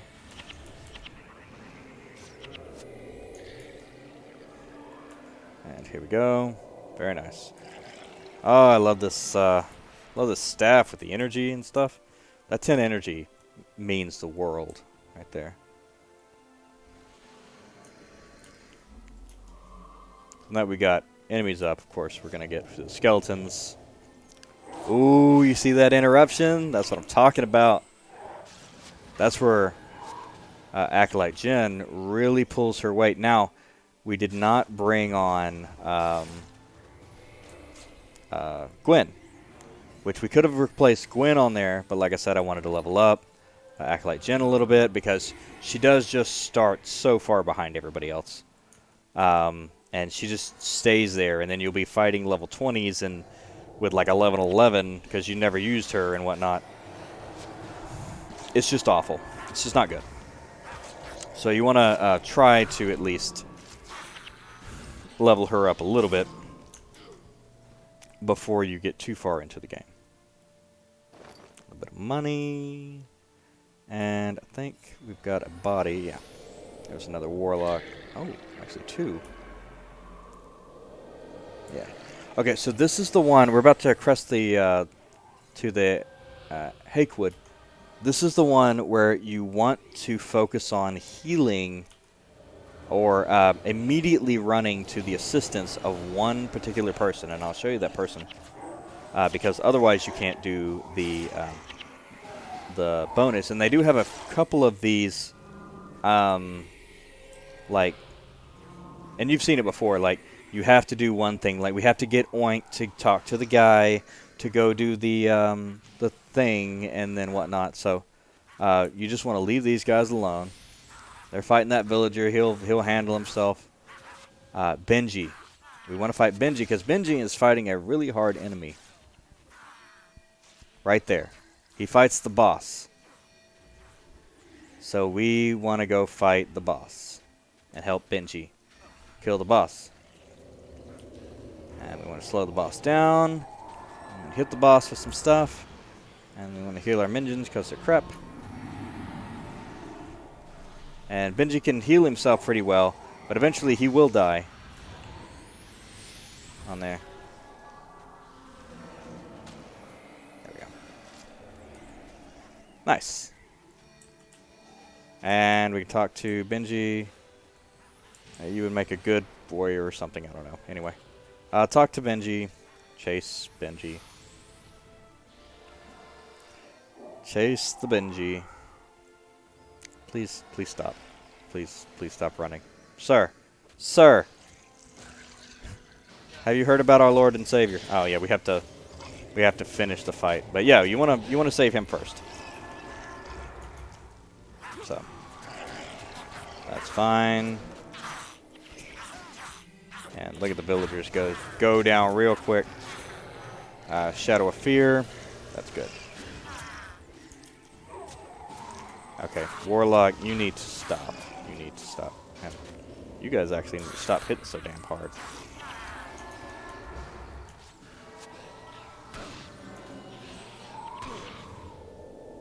Nice. I was about to say, I was like, bro, where are you running? Like, please stop. There you go. Now he's in the Shrine of Mending. He goes to keep himself alive. There we go. Awesome. You saved my life. Thank you. That's all he's got to say. Okay. Yeah. So, deliver the village's intact offering to the Shrine of Melandru.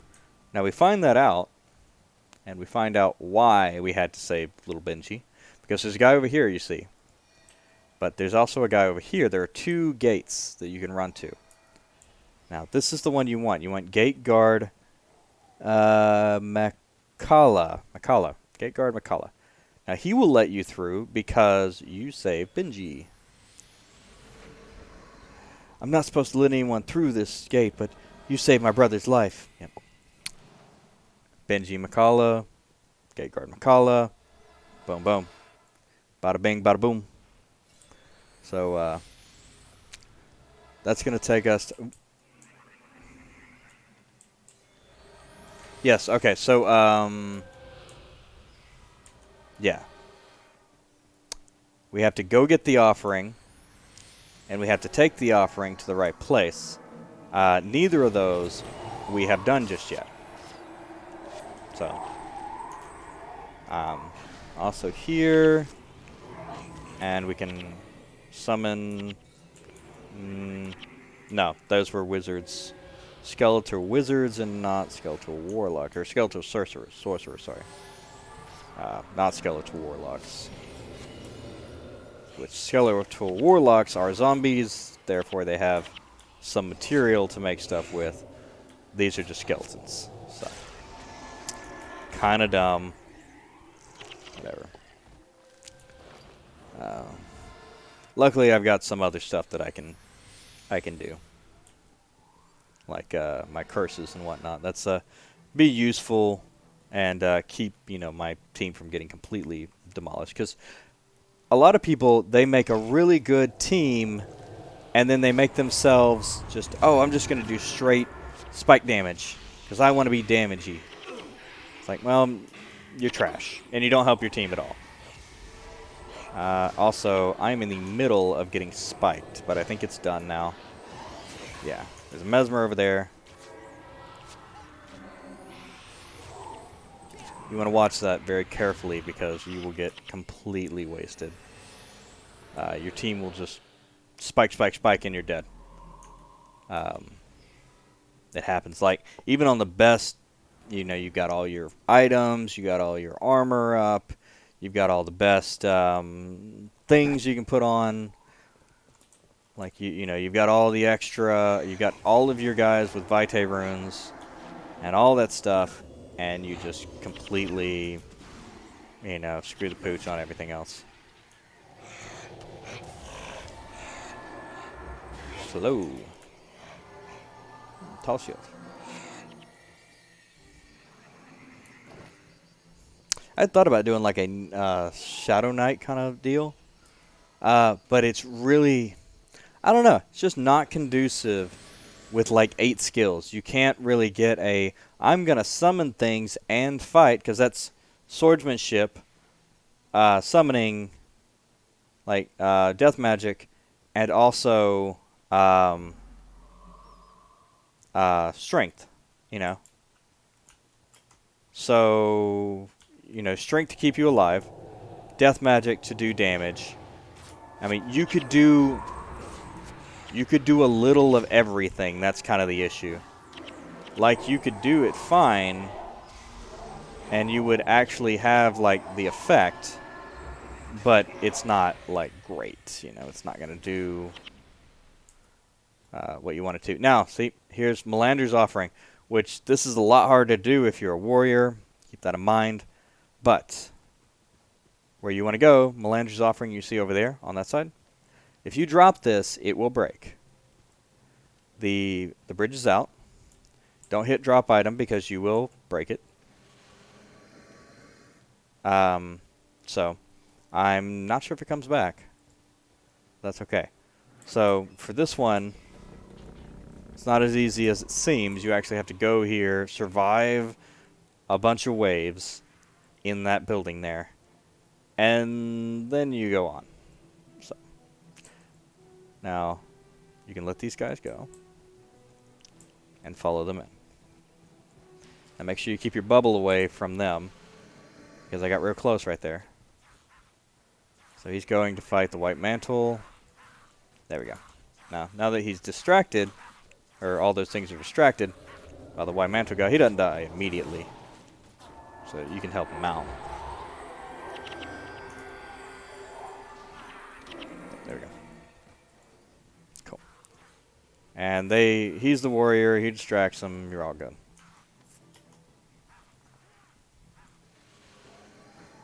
Moving on. Nibble. I like that ability. Just a little nibble. Just a little bite. Just something that's some fava beans. Nice Shantae. It's funny because he actually did that that thing, and that was actually a genuine reaction because she was so disgusted by him that and the character he was playing, that it literally made her like, you know, like freak out. So that was actually kind of a cool thing. Anthony Hopkins, yeah, Anthony Hopkins. That's he's such a great method actor. Just staying in that. I mean, obviously he's not eating people, but still, you know, he's just being very creepy as shit. Yeah.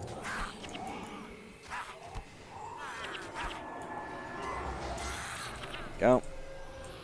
Now, what you would do normally in this was you would just have a person hold this, and you would be doing this as a group, but obviously we don't have that many people left, you know, in playing this game. So the idea is that you use the heroes and then and then eventually the mercenaries to really offset that kind of basically just a lack of people. And you could do a lot more with the heroes because they were decent with the AI, but they would you could set them up how you wanted them, and that was really the important piece as we were playing through this. Looks like the skeleton monk. Looks like he's okay. Here's some.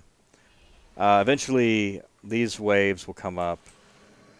This was a lot harder back in the day, just because of the. You know, some people just really did not know how to make builds, myself included. Like, you know, it took a while before I could recognize and just kind of understand that, you know what, AoE stuff does really good, you know?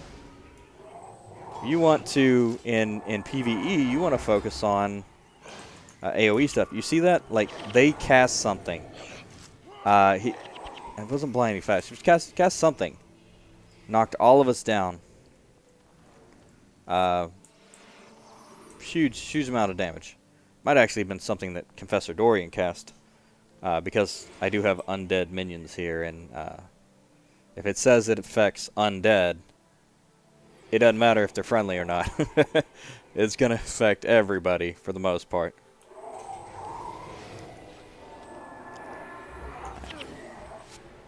Actually, no, he was casting something.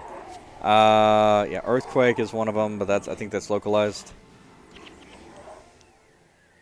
Yeah. So that's a good example of, like, Blinding Flash is air abilities. The Earthquake is earth magic. So, like Fiery Flux was talking about, if you're reading the chat on there, it's that's a dual spec kind of thing, and you can weave those skills into each other and create something truly unique, because you have so many skills available to you that you can create something just off the wall crazy, like that just does insane amounts of damage, or but you also have to remember to heal yourself. So that's one of the things. Or set your guys up to heal you, like I have. Like, who would have thought Necromancer Ritualist is amazing at healing? Like, I never would have thought that to begin with.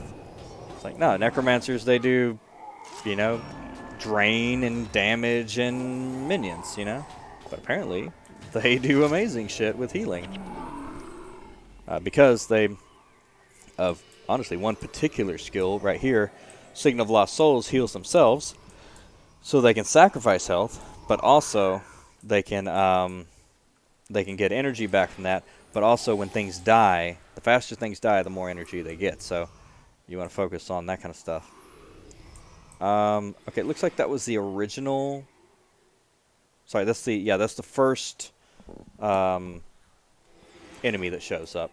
It just starts attacking you and whatnot. So obviously you want to do this one right the first time. Hey, I leveled up. Nice. Because you can see how long it just takes you. Ooh, nice soul reaping. So that's going to give us lots more health, or energy, sorry, when things die. And we'll cast that.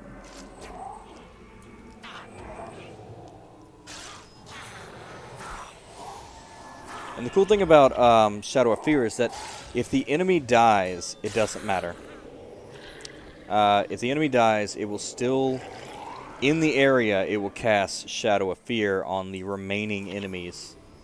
Because it just uses the enemy, unlike a lot of spells, it just uses the first enemy you cast it on as a point to focus the cast, and not as an enemy that you have to cast it on to have an effect on the other ones.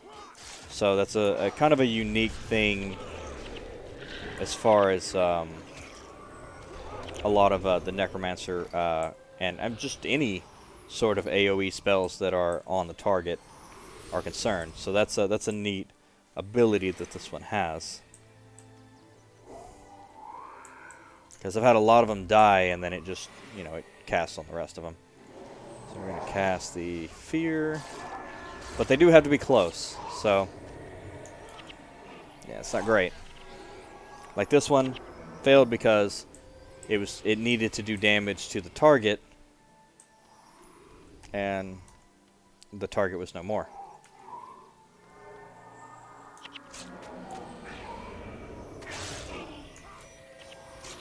And see, this one,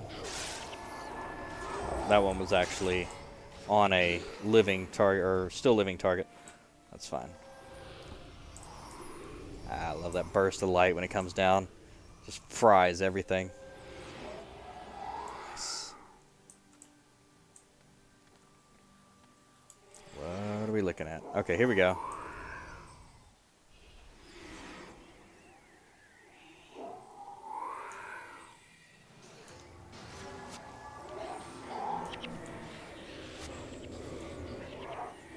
cool thing is that you see how I haven't healed my minions at all. We're actually in a well right now that gives us +3 health regeneration to all non-undead. So that's actually not affecting them. Confessor Dorian is actually healing the shit out of my guys. That's what's going on. And I guess my guys are healing them as well. Because they can. But yeah, Confessor Dorian is healing the absolute fuck out of my guys. Out of my undead. It's kind of against what he's about. But, you know, whatever. Whatever it takes. Bone Fiends. See if we can get another Bone Whore out of there. Nope, body disappeared as we were casting it. Okay, I think this guy might be the final one. I hope. I hope he's the final one. Lower his armor. Yeah, duh. Fucked. Yep, that's the one. Shield Chakram. Alright, here we go. Yes, I'm already aware of the undead army. When the fort fell under attack, I sent a scribe, Dinius, away with a package. He carries the Scepter of War with orders to keep it out of the hands of the undead. I would be indebted to you if you locate Dinius and return him here to safety. His mechanics. The deck could give this update graphics maker a track. I think it would, yeah. I think it definitely is amazing, even still.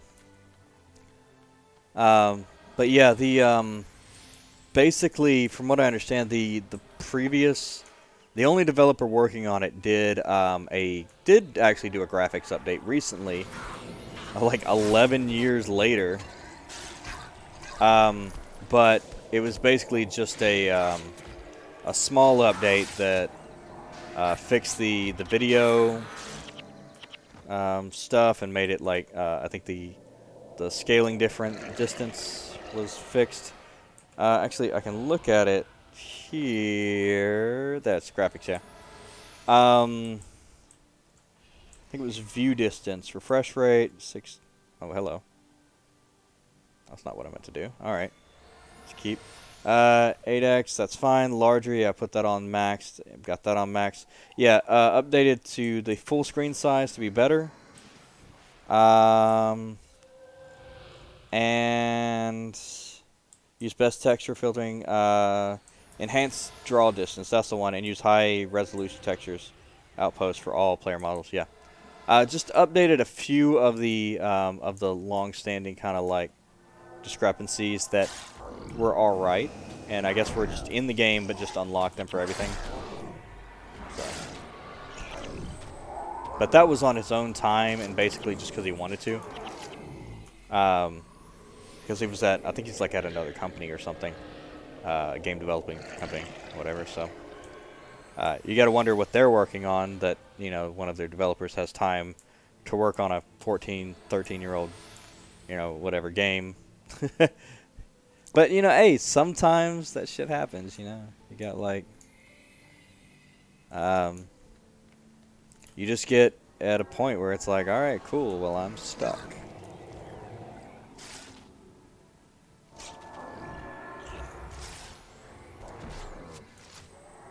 Yeah, you can see the healing signet.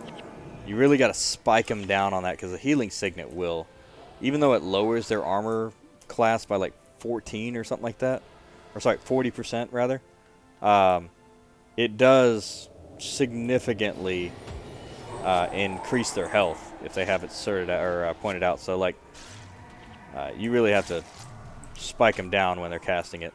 Otherwise, you're gonna be hurting. Trying to kill him.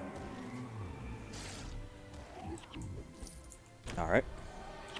And we could get one from here. And one from there. We'll just... I'm not worried about... We're nearly at the end, so I'm not really worried about super doing anything. I just want to... Oh my god. Stop that. Please stop. Okay. I just want to get this done. And turned in so we get our bonus. Before I somehow drop it like the idiot I am. Yeah, there we go. Landry's offering, and we'll sprint straight for that bitch. My forces can handle the rest of it. There we go. I'm gonna heal a little bit. Ranger's offering. Sprint straight for that. Done. Nice. Now I'm not going to screw it up. Just sitting there waiting for myself to screw it up. Nice. And you'll notice we have more energy now because, significantly more when things die, because I put in a lot on Soul Reaping. So if you look at this, Soul Reaping Described gives you 1 energy whenever a non-spirit creature next to you dies. You only gain energy this way 3 times every 15 seconds. So if things are just you're only going to get, if things die really quickly, you get, what was it? I guess it would be 7 right now, up to, technically up to 16. 16, 32, 48. Yeah, 48. You could get 48 mana instantly if 3 things died. Technically. That would be a ridiculous amount of energy to... Yep, see, there you go. He was dead, and it cast on him, except he died really quickly. You know, I was thinking that. I didn't want to say it because I wasn't sure about it. But yeah. I felt like I had dropped it before and gone back and fixed it. But I didn't want to put that information out because I wasn't quite sure about it. So oh, there's a named over there. Look at that. Tree of Renewal. Sadly, that little guy does not have any... he doesn't actually have a ability. It's cool for, like, you know, giving a percentage. But you would actually have to go around...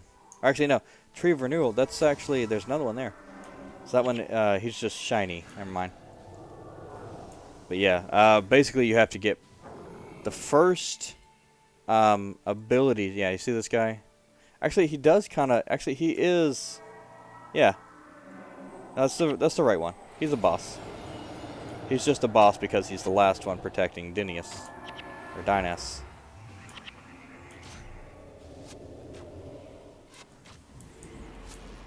Yep. There you go. Ah, the Scepter of Ore.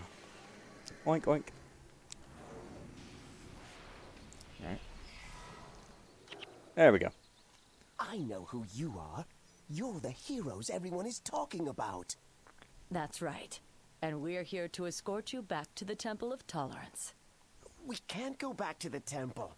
It's swarming with undead. That's already been taken care of. The temple is safe again. Oh, thank the heavens. Confessor Dorian will be very pleased to have the scepter back. Very pleased indeed. Then let's not keep him waiting. What a tool.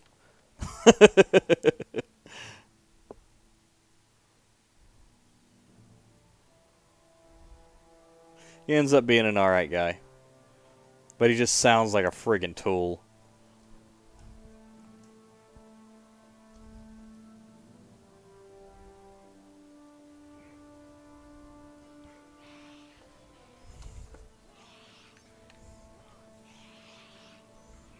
Step forward.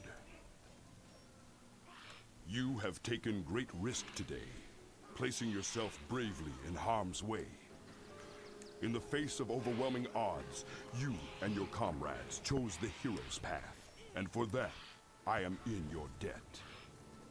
For your service to the White Mantle, it is my great pleasure to induct you into our organization and bestow upon you the title of Knight of the Mantle.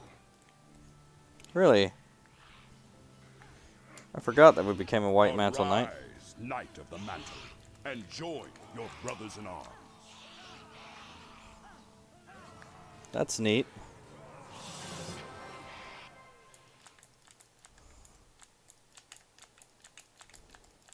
I guess that makes sense why they work with us so much afterwards.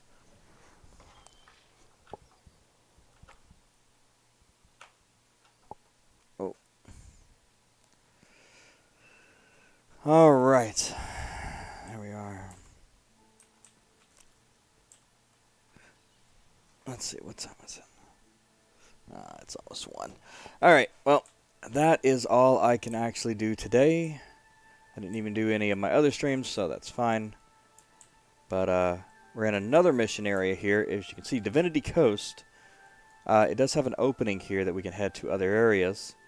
So tomorrow, or sorry, next week, when we play this again, maybe Sunday, depending, we're going to head back to Antizark, and we're going to do many of the quests that we can get in here and kind of explore down here, and hopefully do the Villainy of Galrath quest that's down here. It's very interesting. And there's also another hidden thing that I won't give away right now.